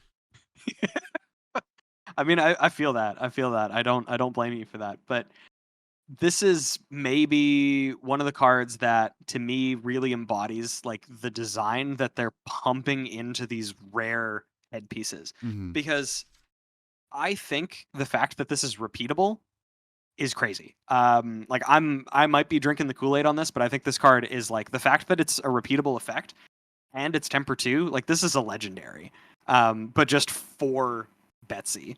Oh wow. Like, I just realized it's repeatable. That's Yeah. crazy. Yeah, like this could be, if it was a rare in like Outsiders, this would be a one-shot effect. This would be like action, pay a resource, and destroy a gold you control. Get this effect one time. This is whenever you have a gold token, you can destroy it to wager. I think this card's crazy. Yeah, that's actually wow. I just assumed. I know. I just assumed. I blanked on it be. too. Yeah. I blanked on it too. Everything else has been a one-shot effect. Even the helmet that we got to reveal is a one-shot effect. The fact that this is repeatable, everybody lost their minds when this got revealed. Wow. Yeah. No, I think this card's crazy. I think this is like fresh to death. Maybe high fresh to death for Betsy. It is a repeatable source of wager for her ability. The only gate for you, the only bottleneck is if you have gold to destroy. But yeah, no, I think Good Time Chapeau is like kind of a messed up card from a design standpoint. I think this card's way too strong for a rare. Yeah, that's pretty crazy. Yeah, I'm gonna have to move it up to a high fresh, low fresh to death because that is pretty insane. You got to be able to create the gold. Oh yeah, but I think we'll probably you got to be able to create the goal. Yeah. Wow. What does Stand Ground do? So Stand Ground is very similar to Raw Meat that we talked about previously. This is the Guardian Equipment legs. So before we even mention it, the fact that they're printing Guardian legs is crazy because it took them so long to do it until the Round the Table product. And now we have another one. Is it good? Let's find out. It's Temper 0, just like Raw Meat. And this one gets +1 defense for if you have a Might token or a Vigor token. So far, I mean, obviously, because we've only seen the equipment and the heroes, we haven't seen how easy it is to make Vigor and Might tokens. But I will say, Vigor tokens are really good. They're basically just like a kind of like a Seismic Surge, where you just get a resource at the start of your turn that allows you to do whatever you want with it, because it's not just a cost reduction; it is straight up just a resource. And might tokens are pretty good too because they can push over some really crazy breakpoints for you. If this is dependent on you having both, and is it better than Civic Steps is currently the big question, because Civic Steps blocks for 3 at base. It gives your opponent quicken tokens, which is obviously not great at all times, but is the opportunity cost of this not having defense better than giving your opponent a quicken token? And I don't know that that's the case. I think that having the repeatable, or the word I'm looking for, the dependable, the reliable defense is probably better. But as a common, I do think that this is better on average than raw meat. I think that this is fine, but it is also still just, if you don't have both, it's just iron rot. So it is that, like, it kind of sucks from that stage. But I will say that might and vigor tokens are better on average than and they're easier to get, I think, than the ones that raw meat needs, which is agility and might. Yeah. So I don't know. I'm still pretty low on this after all that bloviating, but especially because Civic Steps exists. But I just wanted to put in as much context into this analysis as possible. With all that being said, probably a low stale. Civic Steps is better. Just play Civic Steps. Yeah, play Civic Steps. This is probably low stale, high rotten. It's just going to be so hard to get both, I think, at the same time. Which, Yep. you know, it's a common. It's iron rot with a little upside in limited, and that's where these are going to live. Yep, So definitely. better than raw meat, not quite cooked meat. So you know that is what it is. Raw meat with no sauce. Yeah, with no sauce. Next we have Bet Big. This is Betsy's specialization. Attack, Betsy. Guardian attack action. 8 attack, 3 defense. It costs 4. It is a red. So we talked about 4 being kind of important for Betsy. So this says, when this attacks a hero, you may wager a gold, might, and vigor token with them. So what does that mean? That means you pay for this, and then you can give it overpower. N+1. It's coming for 9 overpower. And you wager gold, might, and vigor. And then you get a gold to do the repeatable nonsense with the chapeau that we were talking about before. This is a home run. This is fresh to death. Obviously, specialization. Throw it in Betsy if you're playing her. It's always going to be on the scale of how good is Betsy. If Betsy's good, Bet Big's good. So it's not flashy, but it is exactly what Betsy's doing, and I love it, to be honest. This is like, I love that they just printed a Guardian that's like, no, like Guardians want to attack. We want these Guardians to attack. No more sitting around blocking all day. I mean, I'm sure she could still do that, but like, who's not going to want to like create all that value off of one attack? Exactly. So I would like to punch. yeah. Yeah, no, I think this card is absolutely fresh to death in Betsy. You play Betsy, you play this card. It's one of those. And like you're saying, like you get the gold token to funnel into your hat. It's crazy. Like it's so good. And then this gives you basically -1 cost to your first thing next turn and +1 attack to your first thing next turn. Which, spoilers, is really good for this next card, but like even just self-contained, this is so much value to get off of a 4 for 8. And it works really well with her hero. Like you're saying, it's the perfect stat line. 2 blues means that this is a 9 overpower with a ton of extra value. Big fan of Bet Big. So awesome. And you mentioned the next card, which is I'm gonna die to this card. oh yeah. I'm gonna die to this card. So this is primed to fight. This card is nuts. This is another Guardian attack action. It's a majestic. Costs 5, pitches for 1, attacks for 9, and blocks for 3. So it's a 5 for 9. And you're saying, Bill, why are you gonna die to this? Let me tell you. This thing has 2 lines of text that are so innocuous. But oh man. Okay, so this is, if you've controlled a vigor token this turn, this costs 1 resource less to play. It also says, if you've controlled a might token this turn, this gets +1. So you think of that and it's like, okay, well, if it costs 4 and attacks for 10. Cool. If this is the first card that you play on your turn, you're getting the 1 resource from Vigor. So this goes from 5 to 4 to 3. And if you've controlled a Might token, that means that this is also getting another +1. So this is a 3 for 11. Yeah. This is a 3 for 11 if this all lines up. Like, It's can you nuts. imagine? Can you imagine you're playing against Betsy, they win the wager on Bet Big, and then they primed to fight you? You're Yeah. dead. It's like he's already down. Like, just like leave him Yeah. alone. Yeah, and then like they start their turn, they funnel the gold from Bet Big into Good Time Chapo, so this also wagers another Might and Vigor. Like, damn, dude, stop. Yeah. Yeah, I mean, this is another one of those cards. It, like you're saying with Bet Big, it's not flashy, but it is numbers. It is huge. It is big. It is attack. I love it. Fresh to death, honestly. This is the Guardian attack that if you're playing Vigor and Might token generation, you play this card. It's an insane payoff. it really is. It really is. So, just so I mean, like, just to even put more context to it, you win. You can do the gold thing with the hat, the chapeau, to also give this overpower and stuff, which is just, it's really good. It's a fresh to death. It's just big numbers. Is Guardians going burr? Normally they were going burr. Now they're going burr. It's pretty crazy to see like these cards are just like, yeah, no, it's just gonna be a big attack. Like that's just what you have to deal with. Like this is not Oldham. He's not having these crazy on hits, Yeah. You gotta earn it. This is my on hit is numbers. Yeah, we like numbers here. So yeah, Prime to Fight, Fresh to Death. That card's so cool. And I love the art. That guy just looks so badass. Just holding out a hammer, just totally perpendicular to his body. He's like, yeah, this is fine. This isn't even heavy.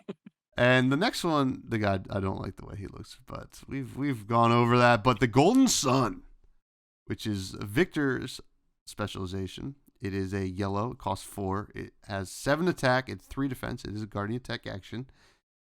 It says, as an additional cost to play this, you may destroy a gold you control. If you do, this gets +3 in overpower. When you win a clash revealing this, create a gold. So, Yep. I mean, this is just like synergy at the wazoo. You create the gold. The turn that you reveal for clash, you get to draw it, which is kind of cool. Yep. Although it might not matter. No, it does matter at that point. And then on your turn, you can play this, crack the gold, say, how you doing? Here's 10 overpower. Here's stats. This is doing a lot of things. Very flexible. And, I do love the art, too. It's actually pretty awesome. Just not his face. It's just your face. He's so smug. But yeah, this is, I think, another Fresh to Death. Obviously, we'll scale just like Bet Big with how good Victor is. This will be just as good.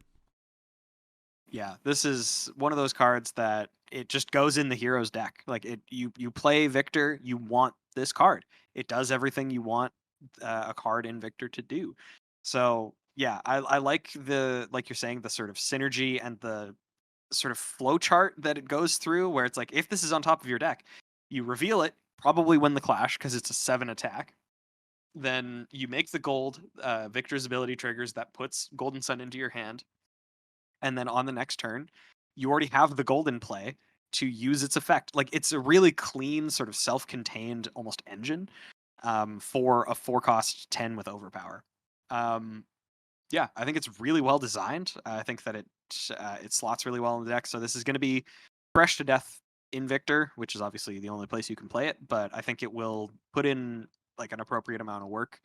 And you'll never be sad to see this card either just in your hand normally or on top of your library or on top of your deck with a clash effect. So yeah, really cool card.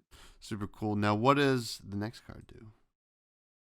So the next one is a class of card that I'm still not super sold on. They're still printing more cards of it, so maybe I'll start to change my tune. But this is Boast. This is a Guardian block. and it is a blue block, so it pitches for 3, blocks for 3 at base, and it gets plus X defense while defending, where X is twice the number of clashes that you've won this turn. So obviously that's very dependent on if you're even able to do multiple clashes on your opponent's turn. Although even if you clash once, it blocks for 5, which is, I mean, pretty good for a blue card. But I think its utility definitely scales on how easy it is to clash on your opponent's turn. The only thing that we've seen thus far is the Stonewall Impasse. That allows you to clash on your opponent's turn. There are obviously going to be more as we sort of go along here, so it might become better. I'm still just not super sold on block cards, personally. I don't like them as much as just playing cards that have other utilities than blocking. This type of effect, though, like being just a big block in specific situations, is probably where their bread and butter lies. So yeah, I don't know. I'm not super sold on it. The fact that 1 clash is all you need to get it up to 5 is kind of cool, but it's very narrow to me. So I'm pretty low on this one, probably like somewhere around stale. It might just be because I'm biased and I really just don't like block cards, but hey ho. Hey, I mean, it's not for everyone. But I will say the nice thing about block cards. So the initial issue with them was, and it still is somewhat of an issue, is like they get stuck in your arsenal. If you if like you just don't think about it, it's not intuitive, especially for new players. But we will see as we go through our set review, they are creating more opportunities and cards that filter your arsenal out, right? For an additional effect. And that's okay. I mean, I think that makes sense. I think that's probably good for the game too. It adds like an extra layer, where arsenals, like, they're a real liability, but they don't have to be. I think that's kind of cool if you want to build around it. That being said, Boast is good. I think what's the one from Bright Lights? Steel Street Hooligans or something Steel like Street that. Hoons. Yeah. That I've has blocked things for 5, and I'm like, okay, that felt backbreaking. And if this blocks for 5, I think that is a real thing. And also, we'll see a lot of block cards are clashing, so that does mean that they're going to have blocked again. A lot of the blocks do have 4, so like you're looking at 9 block. I believe it does stack. If you block with both of them, the clash will happen, and then this will get the defense.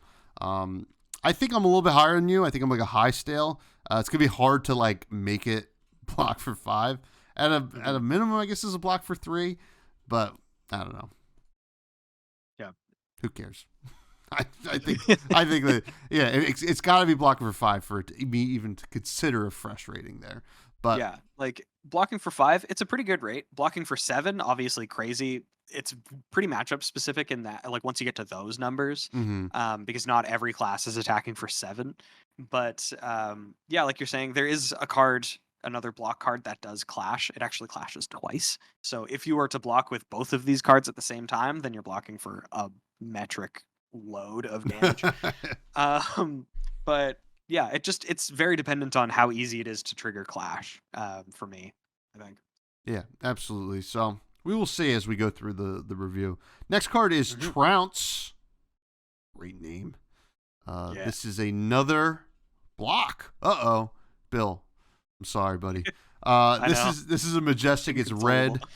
This is a red block. Blocks for 3. But gosh, it has to do something else, doesn't it? Well, it says, when this defends, clash with the attacking hero, put the revealed cards on the bottom of their owner's deck, then clash again. So you got that double clash, like we just talked about. And then if a hero wins both clashes, they create a gold, might, and vigor token. So ideally, you want to win both. You don't want them to win both. Yeah, if your opponent wins both, you are hurting. You are really hurt. But there is a lot of value here. And this is the kind of block that I like to see.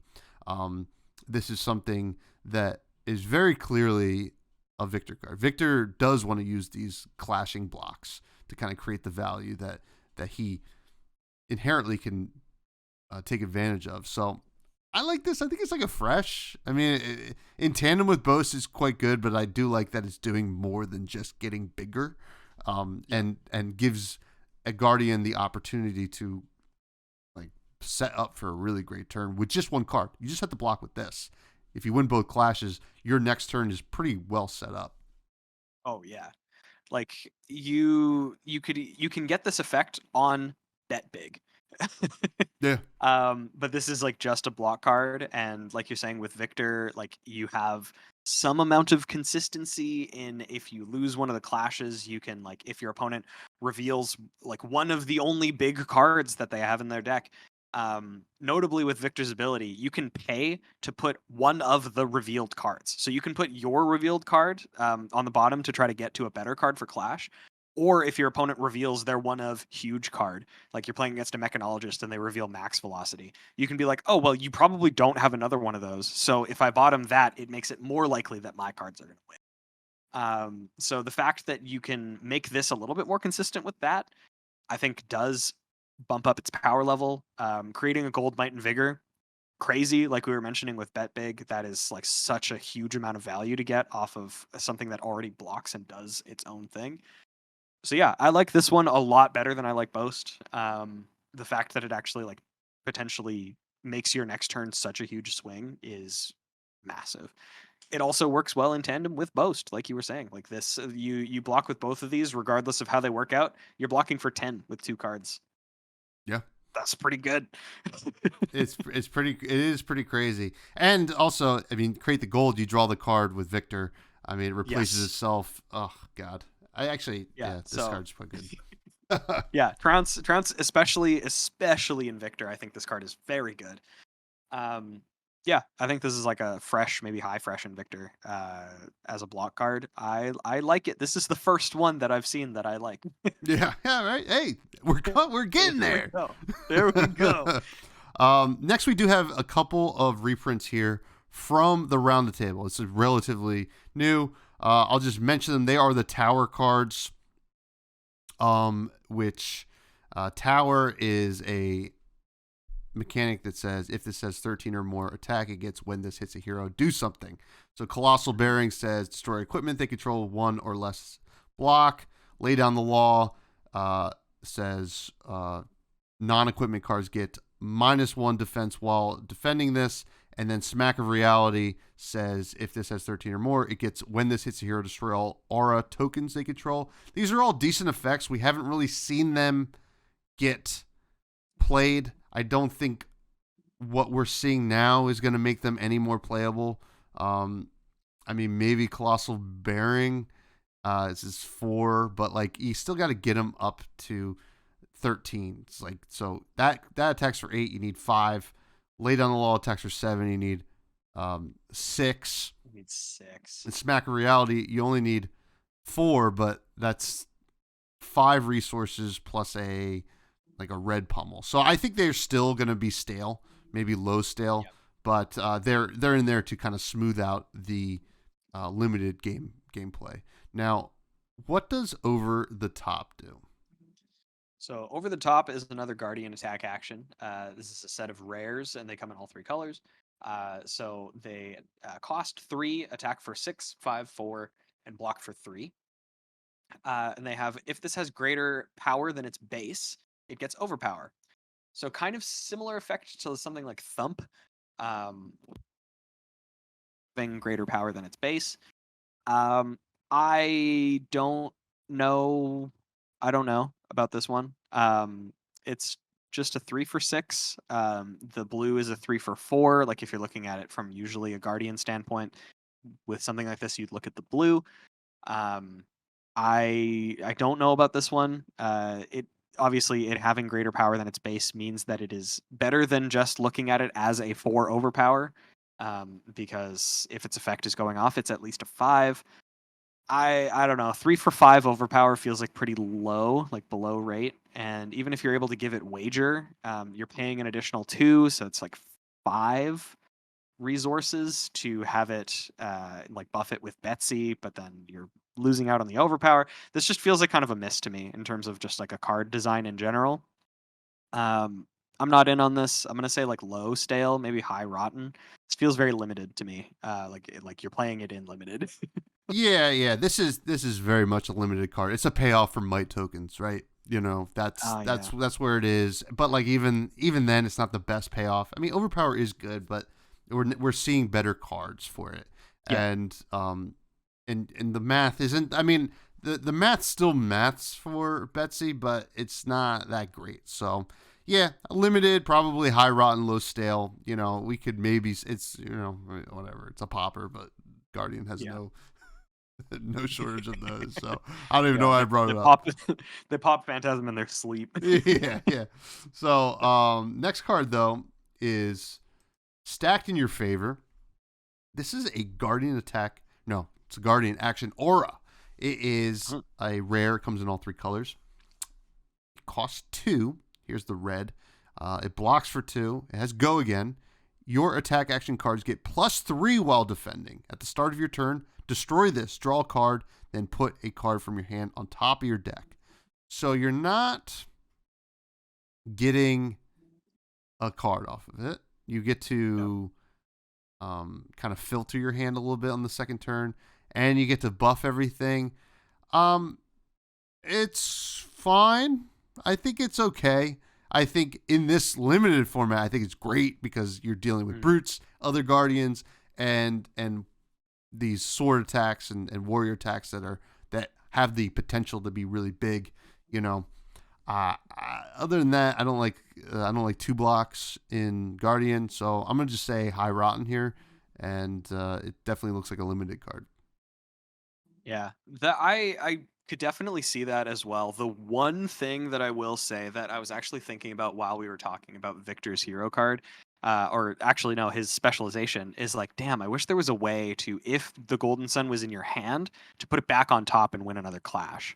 Oh, This that's like true. technically lets you do that, Okay. and like if Victor ends up being sort of a more defensive hero, then having your attacks having +3 defense is like quite a lot. We saw with embodiment of earth tokens, when Briar was able to get up to 3 of those, like your attacks become gigantic, or your blocks become gigantic. But I still, even with that being said, that's like the best case scenario, is like putting the Golden Sun back on top so that you can win a clash again with it, and having the defense so that you can do cool things, by blocking with like only 2 cards from your hand. I just like that's the most charitable that I can be for it. I still think that this effect is like not fantastic, but I do think that it has potential utility. I kind of like the red just being like a huge tank up turn sort of deal. Yeah. um, but yeah, I don't know. I think I'm probably like low stale. The utility for the Golden Sun is like the thing that's bringing it up from rotten for me. Yeah. I mean, it doesn't stop at the Golden Sun either. It does guarantee that you have an attack action on top or whatever. Yeah. If you really wanted to, but yeah, it's interesting. I just think it's just maybe not good enough, but maybe this is what Victor ends up doing, which would be interesting. Like we kind of see Yeah, these maybe he's auras. a tank up guy. Yeah, Who knows? playing a lot of blocks, winning a lot of clashes, kind of interesting. Yeah. Like Um, maybe because of with his helmet, he wants to play yellows. Maybe you play the yellows. Getting +2 on defending is still pretty good. Like yeah, I don't know. that's a good point. I mean, it's not for nothing, as they No, say. it's not for nothing. It's not for something, but it's not Not for nothing. yeah, exactly. Next, we have command respect, which I do every day. Um, Oh yeah, brother. this is a common, comes in all 3 colors. Is a guardian attack action. It has 6 attack, 3 defense, and then 5 and 4. What's this? A brute card? It costs 3. When this hits a hero, if this has greater attack than its base, destroy a card in their arsenal. Now, this is something I'm a little higher on than the one that got overpower, especially with Betsy. You kind of look at the red here. You push it up to 7. A might token pushes up to 7. All of a sudden, you have a little CNC, right? Mhm.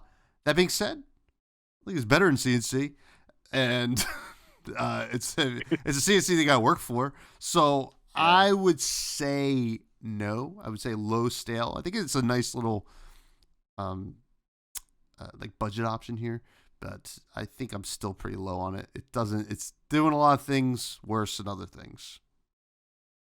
Yep. I'm right there with you. I am like universe is more excited to see this than over the top. I'm actually like still kind of like getting over how upset I am at how bad over the top is, at least in my eyes. I don't know. I don't like that card. But I think that it is better if you want an effect that comes on a 3 for 6 that blocks for 3 at red. I think that potentially destroying your opponent's arsenal is better than having overpower in like a lot of situations. So, yeah, I like Command Respect a lot more. That still isn't saying much, but yeah, I'm like low stale. If you want this effect, I think it's better. If this is an effect that you're able to turn on consistently, then I think it's better. Yeah, Command and Conquer effects are always good. Popping arsenals always relevant. Yeah, absolutely, and worth noting that both these cards are very good and limited. Yes. Overpower Yeah, is absolutely actually the bomb there, but Oh, not. it's a game ender and limited. Yeah, yeah. What does Concuss do? Oh wait, So this is yet Concuss, another. yeah. So we have another if this has greater power type deal. But this one is also really interesting. I think I like this one maybe even better than the previous one. This is another 3 for 6 that blocks for 3, comes in all 3 colors, so it also attacks for 5 and 4. And when this hits a hero, if this has greater power than its base, they discard a card. Discarding cards is really good in this game. I don't know if you guys have ever noticed. Yeah. But ripping cards out of your opponent's hand, like this just has a pummel attached to it, kind of. It's obviously not random, but still, like you're pressuring another card. This messes up the math for them too. Like, do I give them 2 cards or do I block with 1 and then still have to get rid of a card? So like, it pumps up the amount of resources that you have to pour into this to stop it. And because you have to buff the attack, this is at base with this ability, it's a 7, which is such an awkward breakpoint. Mm-hmm. I actually really like the red of this card. I genuinely think that this card is like pretty good. Its effect is always going to be relevant. Meanwhile, like the Command and Conquer effect isn't always going to be a thing. Your opponent might not have an arsenal. They might be Riptide where they're able to get rid of it. But your opponent will very frequently, unless this is the last thing that you're doing on your turn, they will very frequently have a card in hand for you to discard with this. So I like Concuss, actually. I think that it's like probably low fresh. Discarding a card is really good. Yeah, I mean, this is a card that Betsy loves, right? Putting Yes. overpower on this Yes. is crazy. Now it has to wager, but we saw that the chapeau can do that. Stupid helmet. Oh my helmet god. can do that. So this is a world where Concuss could be the truth, and look at this. I mean, what about Tear Asunder on Concuss? A good body to your hand. I mean, that's pretty like excellent. And 3 is not bad in Guardian, like as in terms of a cost. 3 is reasonable. Yeah. So I think this, yeah, it's a low fresh, maybe a solid fresh even at the red. Yeah. But yeah, pretty crazy. Pretty crazy. Next we've had Thump, now we have Thunk. Which is it's interesting name. I like it. It is a Guardian attack action. Comes in all 3 colors as a common. Cost 5. Pretty steep. As 8 attack and 7 and 6. 3 block. When you win a class revealing this, create a might token.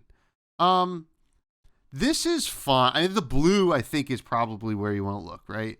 A blue 6, not bad. You know, hey, like Guardians get them, I guess.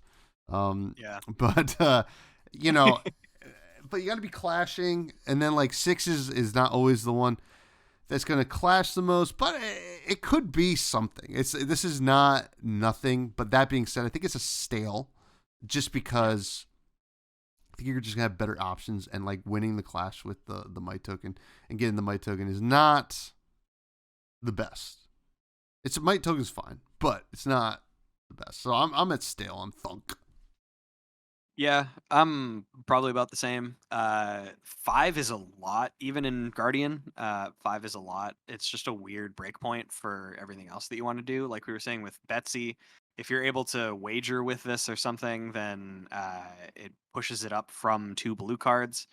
Might token is fine, but I don't think that I'm as excited about getting it off of needing to win a clash revealing this.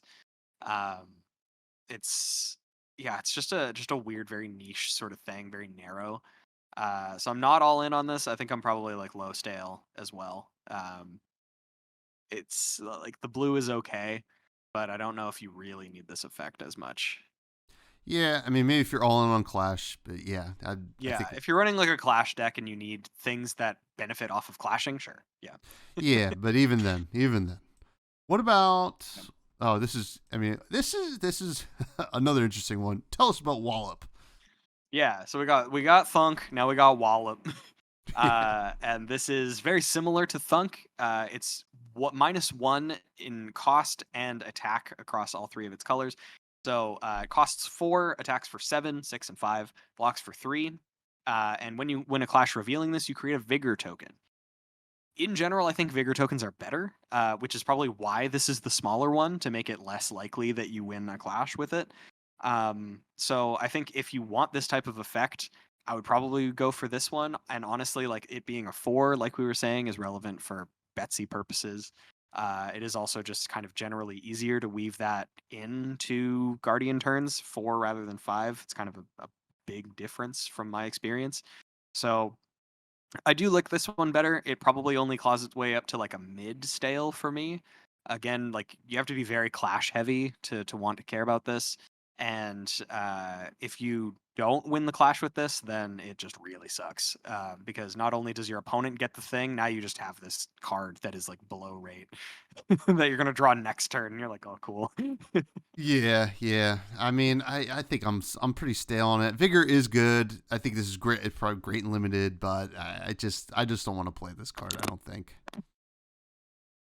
Um. Yeah. Continuing the term of cool names, though, you get to talk about Big Bop. Oh, I sure do. We have Big Bop, which is it's a fun name. This is a Guardian action aura. Another 2 block here. Comes in all 3 colors. It is a common. Costs 3. Here's the red. At the start of your turn, destroy this. Then your next Guardian attack this turn gets +5. And when this attacks a hero, you may wager a Vigor token. Now, this is pretty good in Betsy to kind of like guarantee a wager. And the cool thing is, this is Guardian Attack, not Guardian Attack Action, which I am obviously a huge fan of that because you can still block a decent amount and still present 5+ your hammer or whatever. Yeah. That being said, maybe I would look at the blue. Maybe the blue's good enough. At even +3 is fine. Maybe like a high stale. I think it could make it in as like a guaranteed wager, but I'm not sold. Yeah, I like it as a way is basically where I'm at. So right there with you as well. Again, I do like Vigor tokens. Vigor tokens just discounting stuff is really solid. I like it, but yeah, I think if you want to play any of these, you play the blue because the opportunity cost of having a red that isn't just a big attack is massive in Guardian, where you have so many cards that cost so many resources. um, like yeah, you're playing bet big. That's what you want to spend 4 resources on is attacking for 8. So Yeah. um, yeah, I don't know. I do like the blue a little bit. If you just need ways to guarantee wagers. So yeah, probably around stale as well. For Big Bop. Name is an S tier. Is fresh to death though. Big Bop Yeah, but what's bigger than Big Bop is the next card. is bigger than big. Yes. So this is functionally exactly the same as Big Bop. It's another wager source. It costs 3. It's an aura. Blocks for 2. And at the start of your turn, destroy it. Then your next Guardian attack gets +5, +4, +3. And when this attacks a hero, you may wager a Might token. So the only difference being that it wagers a Might instead of a Vigor. I think that the Vigor is maybe better. Like getting a 1 discount in Guardian is really, really solid. We've seen it time and time again with seismic surges. Like even just you were thinking about it right now, turning bet big from a 4 to a 3 means you only need 1 card to play it. That's a world of difference. Like you were saying, even talking about swinging back with like 1 card and your weapon and having the buff on that. I think that vigors are probably really good. I don't hate mites either because again they do work on a different breakpoint. So bigger than big could be good at blue, but I think you'd probably want to choose between the two unless you really need a bunch of sources of wager. So yeah, probably like mid stale as well. Maybe slightly lower than Big Bop, but Big Bop's got a lot going for it, man. Yeah. Yeah, I would say low stale. So the interesting thing about Vigor is at a minimum, you can in Guardian, you can still like let's say you had to block out or something like that, Mm. and you don't have any cards left. You get the resource, you can throw it into your tectonic plating You to can. You can bank it again. yeah, you just like let's kick it down the road a little bit. So I think yeah, pretty low stale and bigger than big. And the next card is the last Guardian card, I think. Yeah, it is. It is Last Guardian card. Pint of Strong and Stout, which is we saw the cycle, the last Smashback Alehorn. This is the same thing except Guardian. It's a blue, cost 0, blocks for 2, and it says create a might and a vigor token. Go again. I kind of like this one in Guardian. I think this is for all the reasons that we talked about how good vigor is, and this is a blue, and sure it blocks for 2, which isn't that great, but it's still blue and something that Guardians kind of like, and you can just do this and then move on from there to do something else in that turn. So I'm still not like crazy about it. I think maybe like high stale, but I do kind of like this card. I think the opportunity cost of playing Pint of Strong and Stout is overall lower than Smashback Alehorn because it just kind of does things that Guardian wants to do more than Smashback Alehorn does. Like, for example, this 1 card turns on Prime to Fight next turn. Mm-hmm. That's nuts. Yeah. But yeah, it's like it's a blue, so it pitches in the places that you want it to. It's kind of annoying if you're not running, or if you are running a Nothos because it doesn't cost 3 or more. But it's a blue that at least does block. If you need to pitch it, you can. If you want, you can just weave it into your turn and then have a might and a vigor next turn. So, like you're saying, you're banking a resource and a breakpoint +1 potentially onto your next turn. I actually do kind of like this card. I like it if you're not playing a Nothos, because then the opportunity cost of playing blues that aren't 3 or greater cost is like pretty huge. But I don't know, man. I would want to try this card out. It's kind of cool. And again, the fact that it just is a 1 card like solution for Prime to Fight. It's just like, yeah, Prime to Fight is online next turn. I'm coming in for 3 for 11. I mean, is it's also cool. online the turn you play Pint of Strong and Stout. I mean, sure you don't get the double. Right, yeah, because it's if you've controlled a vigor token. Yeah. Yeah. So this still does it discounts by 1 and gives it +1. Damn, Prime to Fight is crazy. Yeah, that card's. I mean, I think if you're playing Prime to Fight, I think you got to play Pint of Strong and Stout. But Yeah. yeah, this is pretty. I was like a fresh, low fresh maybe.